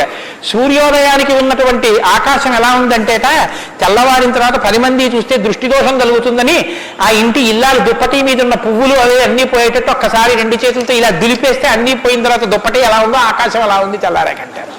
అలా ఆ సముద్రాన్ని చూస్తుంటే ఎంత అందంగా ఉంటుందో. పసిపిల్లల దగ్గర నుంచి కవుల వరకు జ్ఞానుల వరకు సముద్రం ఆనందమే. పసిపిల్లాడికి ఏం తెలిసనే ఆనందం, వృద్ధుడికి ఏం తెలిసనే ఆనందం. అందరూ సముద్రపు ఇంటికి వెళ్ళి ఆనందం పొందుతారు. ఆఖరికి తుఫాను సమయంలో సముద్రం చూడడం అదో సంతోషం కొంతమందికి. కాబట్టి సముద్రం 2, చంద్రబింబం. చంద్రబింబాన్ని ఎంతసేపు చూడండి సంతోషం. రామాయణంలో వాల్మీకి మహర్షి వర్ణిస్తారు సుందరకాండలో చంద్రబింబాన్ని, ఏమి వర్ణనలో ఆ సర్గలు. కాబట్టి చంద్రబింబం 3 ఏనుగు చూడండి. వెంకటాచల క్షేత్రానికో తిరుత్తణియో వెడితే ఆ ఏనుగు ముందు నించుంటే పిల్లల్ని ఎంతసేపు నించోబెట్టండి సంతోషమే. ఆ తొండం ఇలా ఇలా ఆడిస్తూ ఆ ఏనుగు అలా నిలబడి అరటిపండు ఎత్తి నోట్లో పెట్టుకుని ఆ దుమ్ము తీసి మీద పోసుకుని స్నానం చేసి తెల్లటి దంతాలు, దాని స్వరూపం, దాని చిన్ని కళ్ళు, దాని వెంట్రుకలు, దాని తోక, పెద్ద పెద్ద కాళ్ళు, ఇంతంత గోళ్ళు, గుండ్రంగా పాదాలు. ఆ ఏనుగుని ఎంతసేపు చూసినా అలా ఇంకేం చూస్తానులేండి అనిపించదు, అలా చూడబుద్ధి వేస్తుంది. అలా చూడబుద్ధి వేస్తుంది. కాబట్టి ధ్యానం చేసేటప్పుడు ముందు గణపతి యొక్క ముఖాన్ని తదేకంగా చూస్తే ఆ ధ్యాన నిష్ట చేత విఘ్నములు తొలగిపోతాయి. కాబట్టి పరమేశ్వరుడు అందరూ తొందరగా దృష్టి పెట్టి చూడడానికి వైముఖ్యం కలగనటువంటి ముఖాన్ని నా కొడుక్కి పెడితే అందరికీ ఉపకారం జరుగుతుందని ఏనుగు తలకాయ తీసుకొచ్చి వినాయకుడికి పెట్టాడు. అది కారణం. వినాయకుడికి ఏనుగు తలకాయ ఉండడానికి కారణాల్లో అదొకటి. కాబట్టి విష్ణునా సదృశో వీర్యే సోమవత్ ప్రియదర్శన కాలాగ్ని సదృశ క్రోధే. క్రోధం, కోపం వచ్చిందా, కాలాగ్ని ఎటువంటిదో అటువంటి వాడు. క్షమయా పృథివీ సమః. ఈ భూమికి ఎంత ఓర్పు, రాముడికి అంత ఓర్పు. నిద్ర వేస్తూనే భూమిని తంతాం, భరిస్తుంది. మలమూత్రాలు భూమి మీద విసర్జిస్తాం, భరిస్తుంది. ఉమ్మి భూమి మీద వేస్తాం, ఊరుకుంటుంది. పోనీ ఏదో పొరపాటున వచ్చింది వేరు. కావాలని ఒక రకమైన తాంబూలం వేసుకుని బొమ్మడమే ప్రయోజనంగా నెత్తురు కక్కుకునేవాడు కక్కుకున్నట్టు భూమి మీద ఎర్రటి మరకలు పడేటట్టు అదే పనిగా ఉమ్మి వేసేటటువంటి వాడిని కూడా భరించినటువంటి భూమాత యొక్క ఓర్పుని ఎంత స్తోత్రం చేయాలి నిజంగా. కాబట్టి అన్నం కావాలి, నాగలి పెట్టి అమ్మ గుండెల మీద చీరుతాం. ఇల్లు కట్టుకోవాలి, శంకుస్థాపన పేరుతో గుణపాలు పెట్టి అమ్మ గుండెల మీద గుచ్చుతాం.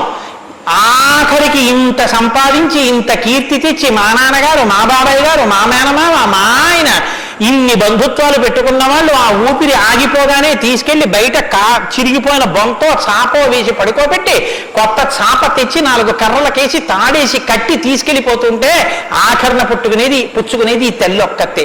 ఎవరు ఇంట్లో ఒక్క రాత్రి కూడా ఉంచుకోరు. యావత్ పవనో నివసతి దేహే తావత్ పృచ్ఛతి కుశలంగేహే గతవతి వాయో దేహాపాయే భార్యా బిభ్యతి తస్మిన్ కాయే అంటారు శంకర భగవత్పాదులు. అటువంటి ఈ తల్లిది ఎంత ఓర్పో, ఎన్ని అపచారములు చేసినా కూడా కడుపులో పెట్టుకునేటటువంటి అమ్మ స్వరూపమైనటువంటి భూమికి ఎంత ఓర్పుందో అంత ఓర్పు కలిగిన వాడయా రామచంద్రమూర్తి. కాబట్టి ధనదేల సమస్యాగే సత్యే ధర్మ ఇవాపరః. కుబేరుడు ఎంతటి ధనవంతుడో అంతటి మహానుభావుడు, అటువంటి త్యాగం ఉన్నవాడు. సత్యే ధర్మ ఇవాపరః. సత్యము ధర్మము ఒకదాన్నొకటి ఎలా కాపాడుకుని రక్షించుకుంటాయో అలా రక్షించి కాపాడగలిగినటువంటి వాడు. తమేవం గుణ సంపన్నం రామం సత్యపరాక్రమం. ఇన్ని గుణములు కలిగినటువంటి రామచంద్రమూర్తి సాక్షాత్తుగా సత్యపరాక్రముడైనటువంటి వ్యక్తి. ఆయన పరాక్రమం సత్యమే పరాక్రమముగా కలిగినటువంటి వాడు. అటువంటి వాడు రామచంద్రమూర్తిని ఆ రాముని యొక్క కథని సంక్షేపంగా చెప్పారు. సంక్షేపంగా అంటే వివరంగా కాదు, బాగా గుర్తుపెట్టుకోండి. వివరంగా చెప్పలేదు, కేవలం ఏదో విహంగ వీక్షణం అంటారు చూసారా, ఒక్కసారి స్థాళీపులాక న్యాయంగా ఒకసారి అలా చెప్పేశారు. అది ఎంత తేలిగ్గా చెప్పేశారంటే సజగామ వనం వీర ప్రతిజ్ఞామనుపాలయన్ పితుర్వచన నిర్దేశాత్ కైకయ్యా ప్రియకారణాత్ అంటూ. కానీ సంక్షేపరామాయణ శ్లోకాలండి, అవి నిజంగా మంత్రాలే. దశరథ మహారాజు గారు లేక సంతానం కలగలేదని బెంగపెట్టుకుని అశ్వమేధయాగం చేసి తత్పాపాన్ని పోగొట్టుకుని పుత్రకామేష్టి చేస్తే యజ్ఞపురుషుడు ఆవిర్భవించి ప్రసాదాన్ని ఇస్తే ఆ పాయసాన్ని అనురూపలైనటువంటి తన భార్యలు స్వీకరిస్తే పెద్ద భార్య అయినటువంటి కౌసల్యాదేవి యొక్క గర్భాన్ని జనించినటువంటి సాక్షాత్ విష్ణుస్వరూపుడైన ధర్మాత్ముడైన రామచంద్రమూర్తి పినతల్లి అయిన కైకమ్మ 14 సంవత్సరములు అరణ్యవాసం చేసి రాజ్యాభిషేకాన్ని విడిచిపెట్టుకోవాలి రామచంద్రమూర్తిని 2 వరములు రాత్రికి రాత్రి దశరథ మహారాజు గారిని అడ్డుపెట్టి నిగ్రహిస్తే తండ్రిని సత్యవాక్యమునందు నిలబెట్టడం కోసమని రామచంద్రమూర్తి రాజ్యాన్ని పరిత్యజించి నారవస్త్రాలు కట్టుకుని చెప్పులు కూడా విడిచిపెట్టి మహానుభావుడు అరణ్యానికి బయలుదేరి వెళ్ళిపోతున్నారు. ఆ వెళ్ళిపోతున్నటువంటి సమయంలో రామస్య దయితా భార్యా నిత్యం ప్రాణ సమాహిత జనకస్య కులే జాతా దేవమాయేవ నిర్మిత సర్వలక్షణ సంపన్నా నారీణాముత్తమామధూః సీతాప్యనుగత రామం శిశిలం రోహిణీ యథా. సాక్షాత్తుగా దేవమాయయే శ్లోకంలో ఉన్న సౌందర్యమంతా రాశీభూతమై ఒక స్త్రీ రూపంలో వచ్చిందా అన్నంతగా కనపడేటటువంటి సీతమ్మ తల్లి, జనక మహారాజు గారి యొక్క పుత్రి, అయోనిజ అయినటువంటి తల్లి, స్త్రీలలో ఉత్తమమైనటువంటి రత్నంగా చెప్పబడినటువంటి తల్లి, సర్వలక్షణ సంపన్న అయినటువంటి సీతమ్మ చంద్రుణ్ణి రోహిణి ఎలా అనుసరిస్తుందో అలా కష్టసుఖాల్లో నీతో కలిసి ఉంటాను తప్ప నేను అంతఃపురంలో ఉండను అని చెప్పి రామచంద్రమూర్తితో కలిసి అరణ్యవాసానికి బయలుదేరింది. సోదరుడైనటువంటి లక్ష్మణుడు కూడా రామచంద్రమూర్తితో బయలుదేరాడు. ముగ్గురు అరణ్యవాసం చేస్తున్నటువంటి సమయంలో చిత్రకూట పర్వతం మీద ఉండగా తనకి రాజ్యం కావాలని భరతుడు కోరకపోయినా తల్లి వరం చేత రాజ్యాన్ని పొందడానికి అర్హుడైన భరతుడు మేనమామ గారి ఇంటి నుంచి తిరిగి వచ్చేసరికి దశరథ మహారాజు గారు ప్రాణాలు విడిచిపెడితే నాకు ఈ రాజ్యం వద్దని భరతుడు శత్రుఘ్నుడితో వశిష్ఠుడితో తల్లులతో కలిసి చిత్రకూట పర్వతం దగ్గరికి వెళ్ళి అన్నా రామా నాకొద్దు, ఈ రాజ్యం నువ్వే తీసేసుకోమని ఎంత నిగ్రహించినా ధర్మాత్ముడు సత్యవాక్య పరిపాలకుడైనటువంటి రామచంద్రమూర్తి నా తండ్రిని సత్యంలో నిలబెట్టడం కోసం నేను ఈ వనవాసానికి వచ్చాను తప్ప నాకు ఈ రాజ్యం అక్కర్లేదని స్వీకరించడం మానేసి తన పాదుకలను తీసుకెళ్లి భరతుడికి ఇస్తే భరతుడు పాదుకలను పట్టుకుని నందిగ్రామానికి వచ్చి సింహాసనం మీద పెట్టి రాజ్యం చేస్తుంటే మహానుభావుడు చిత్రకూట పర్వతం మీదే ఉన్నట్టయితే వచ్చినటువంటి తల్లులు సోదరులైనటువంటి భరత శత్రుఘ్నులు జ్ఞాపకానికి వస్తారని చిత్రకూటాన్ని విడిచిపెట్టి దండకారణ్యంలో ప్రవేశించి ఉన్నటువంటి సమయంలో అక్కడ ఉన్నటువంటి రాక్షసులలో ఒకటి అయినటువంటి శూర్పణఖ వచ్చి రామచంద్రమూర్తి యొక్క తమ్ముడైన లక్ష్మణుడు లేదా సంక్షేప రామాయణం ప్రకారం రాముడితో లక్ష్మణుడు చేసిన పని రాముడు చేసినట్టే. అందుకని రాముడి చేత ముకుచెవులు కోయబడితే ఆ శూర్పణఖ చేత ప్రేరేపింపబడిన ఖరదూషణాదులు త్రిశిరస్సు అనేటటువంటి 14,000 మంది రాక్షసులు రాముడి మీద దండెత్తి వస్తే తృణప్రాయంగా 14,000 మందిని నిగ్రహించినటువంటి రామచంద్రమూర్తి యొక్క పరాక్రమాన్ని శూర్పణఖ వల్ల తెలుసుకున్నటువంటి రావణాసురుడు అసూయతో సీతమ్మ తల్లి మీద మోహంతో సీతమ్మ తల్లిని అపహరించి తీసుకుని వెళ్ళిపోతే ఆగ్రహించినటువంటి రామచంద్రమూర్తి శబరిని దర్శనం చేసి తర్వాతి కాలంలో సుగ్రీవుడితో స్నేహం చేసి వారిని నిగ్రహించి దశ దిశలకి వానరుల్ని పంపిస్తే దక్షిణ దిక్కుకు వెళ్ళినటువంటి హనుమ సీతమ్మ తల్లి యొక్క జాడ కనిపెట్టి 100 యోజనముల సముద్రాన్ని దాటి ఈవలి ఒడ్డుకు వచ్చి రామచంద్రమూర్తికి సీతమ్మ క్షేమవార్త చెప్తే రామచంద్రమూర్తి నీరుని యొక్క సహకారంతో సముద్రానికి సేతువు కట్టి సముద్రాన్ని దాటి ఆవలి ఒడ్డుకు వెళ్లి లంకారాజ్యంలో వానర సహకారంతో రావణ కుంభకర్ణాది వీరులను నిగ్రహించి తిరిగి మళ్ళీ అయోధ్య పట్టణానికి వచ్చి పట్టాభిషిక్తుడై 11,000 సంవత్సరములు ఈ రాజ్యాన్ని పరిపాలన చేసి రామరాజ్యం ఇలా ఉంటుంది అని చెప్పి లోకానికి చాటి చెప్పిన వాడయ్యా రామచంద్రమూర్తి అంటే సంక్షేప రామాయణాన్ని కథారూపంగా శ్లోకరూపంగా నారద మహర్షి వాల్మీకి మహర్షికి ఉపదేశం చేశారు. ఉపదేశం చేస్తే సంతోషించారు. ఆ రామరాజ్యం యొక్క గొప్పతనాన్ని 4 శ్లోకాలు వినకపోతే మనం దోషం చేసిన వాళ్ళం అవుతాం. ప్రహృష్టముదితో లోకస్తుష్ట పుష్ట సుధార్మిక నిరామయో హ్యరోగశ్చాదుర్భిక్ష భయవర్జిత న పుత్రమరణం కించిత్ ద్రక్షంతి పురుషః క్వచిత్ నార్యాశ్చా విధవా నిత్యం భవిష్యంతి పతివ్రతాః న చాగ్నిభయం కించిత్ ఆప్సుమజ్జంతి జంతవః న మాతజం భయం కించిత్ నాపి జ్వరకృతం తథా న చాపి క్షుద్భయం తత్ర న తస్కర భయం తథా నగరాణి చ రాష్ట్రాణి ధనధాన్యయుతాని చ నిత్యం ప్రముదితాః సర్వే యథా కృతయుగే తథా అశ్వమేధిశతైర్రిష్ట తథా బహుసువర్ణకైః. రామచంద్రమూర్తి రాజ్యం చేసేటటువంటి కాలంలో కొడుకులు మరణిస్తే పెద్దవాళ్ళైనటువంటి వాళ్ళు పిల్లలకి ప్రేతకార్యం చేయడం అన్నది లేదు. స్త్రీలు విధవలై భర్త మరణిస్తే జీవించవలసినటువంటి దౌర్భాగ్యం లేదు. అందరూ పసుపు కుంకాలతో భర్త చేతుల మీద వెళ్ళిపోయేవారు. ఎక్కడ అగ్నిభయం ఉండేది కాదు. జంతువులు నీళ్లలో మునిగి మరణించడం అనేటటువంటిది ఉండేది కాదు. వాత భయం కానీ, అనారోగ్యాలు కానీ, జ్వరాలు ఏర్పడడం కానీ, భయంకరమైన వ్యాధులు పటమరించడం కానీ, దొంగతనం కానీ, క్షుద్బాధ కానీ, ఆకలితో అలమటించడం కానీ, అశాంతి కానీ లోకంలో ఎక్కడా లేవు. అశ్వమేధాది యాగములను చేసి ఎంతో మంది బ్రాహ్మణులకి బంగారాన్ని దానం చేశాడు. గవాం కోట్యయుతం దత్వా బ్రహ్మలోకం ప్రయాస్యతి అసంఖ్యేయం ధనం దత్వా బ్రాహ్మణేభ్యో మహాయశాః. కొన్ని కోట్ల గోవులు దానం చేశాడు. కొన్ని కోట్ల బంగారు నాణెములు దానం చేశాడు. 10 వర్ష సహస్రాణి 10 వర్ష శతాని చ రామో రాజ్యముపాసిత్వా బ్రహ్మలోకం గమిష్యతి. రామో రాజ్యముపాసిత్వ, రాజ్యాన్ని ఉపాసన చేశాడు మహానుభావుడు. అంత గొప్ప పరిపాలన చేసి 11,000 సంవత్సరముల పరిపాలన తర్వాత బ్రహ్మలోకాన్ని చేరుకున్నాడు. ఇదం పవిత్రం పాపఘ్నం పుణ్యై వేదైశ్చ సంవితం. ఈ రామాయణ కథ ఉన్నదే, ఈ రామాయణ కథ పాపములన్నిటినీ పోగొడుతుంది.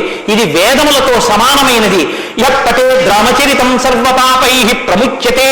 ఎవరు ఈ రామ కథని వింటున్నారో వాళ్ళకి సర్వ పాపములు తొలగిపోతాయి. సత్యం సత్యం పునఃసత్యం, ఇందులో అనుమానం ఏమీ లేదు. ఏతదాఖ్యానమాశిష్యం పఠన్ రామాయణన్నరః.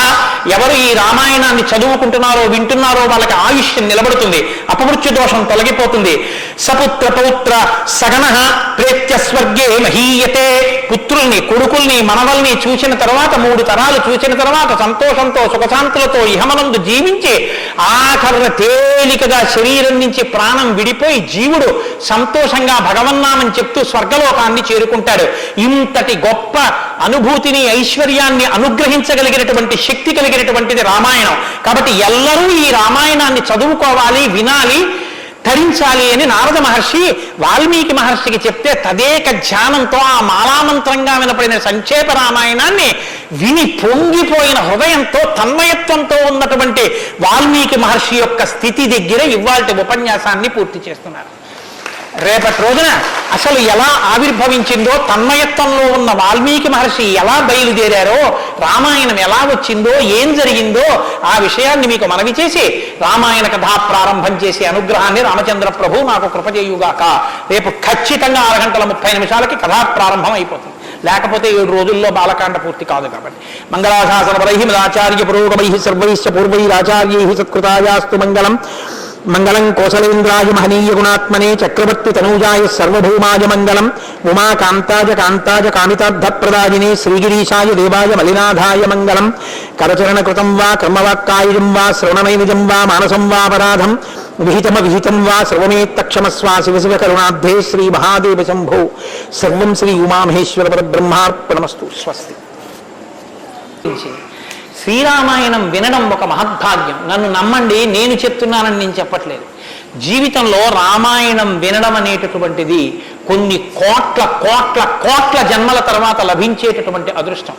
అందున సంపూర్ణ రామాయణం బాలకాండ నుంచి పట్టాభిషేకం వరకు ఏకబిగిన మండల కాలం రామాయణం వినడం అనేటటువంటిది సంభవం అయ్యేటటువంటి విషయం కాదు. అది కేవలం పూర్వపుణ్యం రామానుగ్రహం ఉంటేనే సాధ్యమయ్యేటటువంటి విషయం. అటువంటి రామ కథ విన్న తరువాత మనం కేవలం లేచి వెళ్ళిపోవడం వల్ల ప్రయోజనం కన్నా రామనామాన్ని చెప్పి వెడితే చాలా బాగుంటుంది. రామనామం కేవలం రామ అనడం కన్నా పెద్దలు మనకు ఒక మార్గాన్ని ఇచ్చారు. రామ రామ రామ అని 3 మాటలంటే ఆ రోజున వాళ్ళు విష్ణు సహస్రం చెప్పిన ఫలితం. అది ఇంట్లో అంటేనే అంత ఫలితం ఇస్తే ఒక దేవాలయ ప్రాంగణంలో, అది జగద్గురు పీఠ ప్రాంగణంలో ఎంత శక్తివంతం ఆలోచించండి. అందుకే రామ రామ రామ 1000 ఎలా అవుతుందని మీకు అనుమానం ఉండొచ్చు. అక్షరాల్ని అంకెల్లోకి మార్చే సంప్రదాయం ఉంది.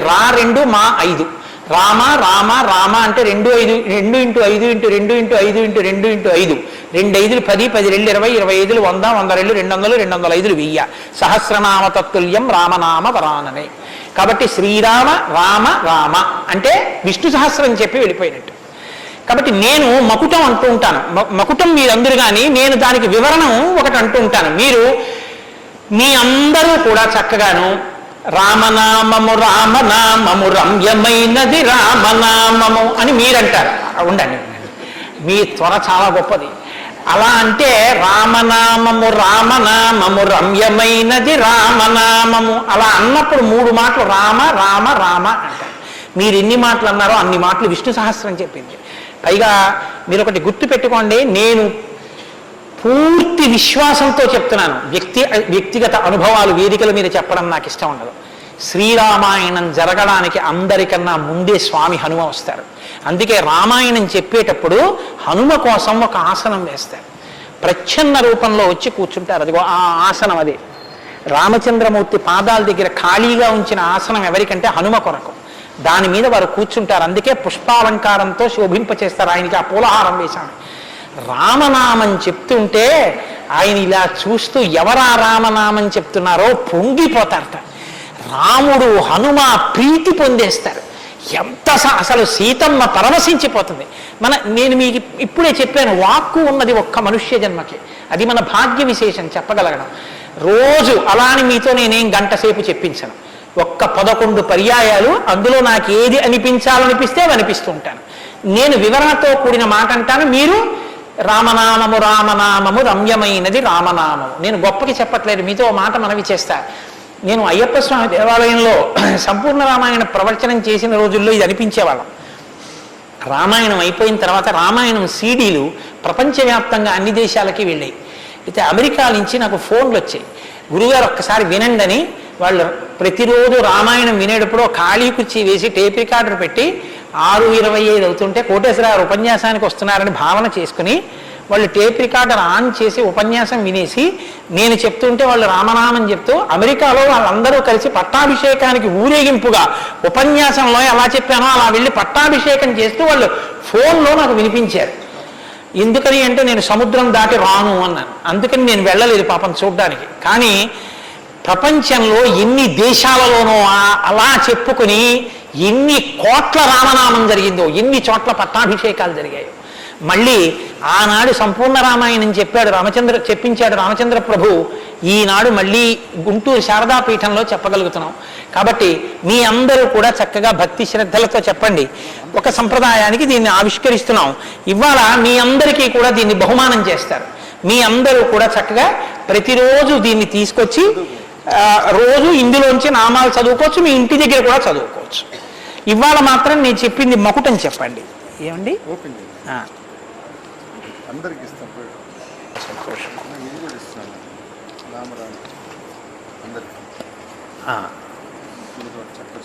108 నామాల్లో సంపూర్ణ రామాయణం నామరామాయణం అని ఇది కూడా మీకు బహుమానం చేస్తున్నారు.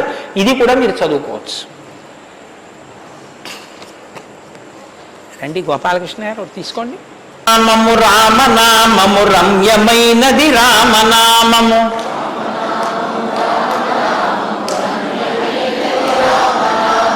దారి నుండి గనడచు వారికి తోడు నీడే రామనామము రామనామము రామనామము రమ్యమైనది రామనామము నారదాది మహామునీంద్రులు నమ్మినది శ్రీరామనామము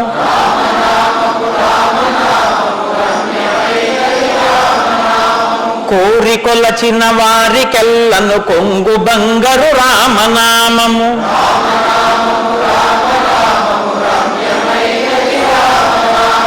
అండపిండ బ్రహ్మాండములకు ఆధారమైనది రామనామము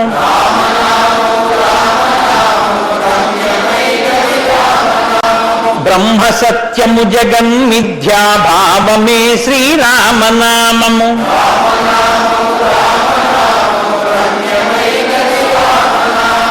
ఆంజనేయుని వంటి భక్తులకా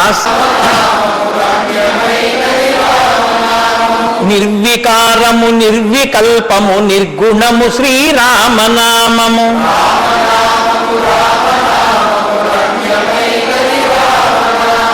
జీవితంబున నిత్య జపముగ చేయవలె శ్రీరామనామము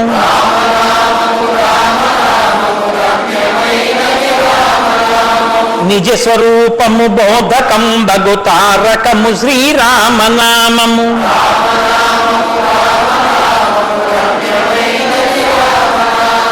వేదవాక్య ప్రమాణములచే అలరుచున్నది శ్రీరామనామము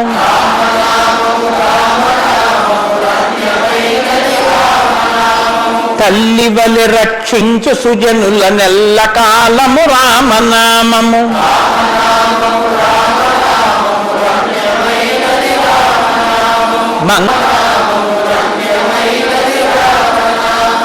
స్వస్తి. రేపు 6:30 తిరిగి ప్రవచనాన్ని ప్రారంభం చేద్దాం.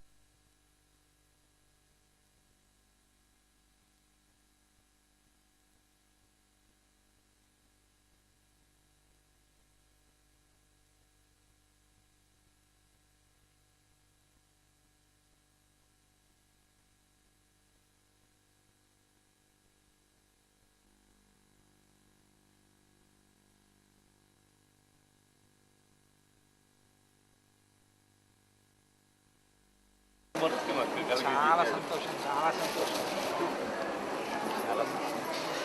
ఎక్కడో లేదు. నమస్కారం విజయ్ కుమార్ గారు చెప్పండి రండి సార్.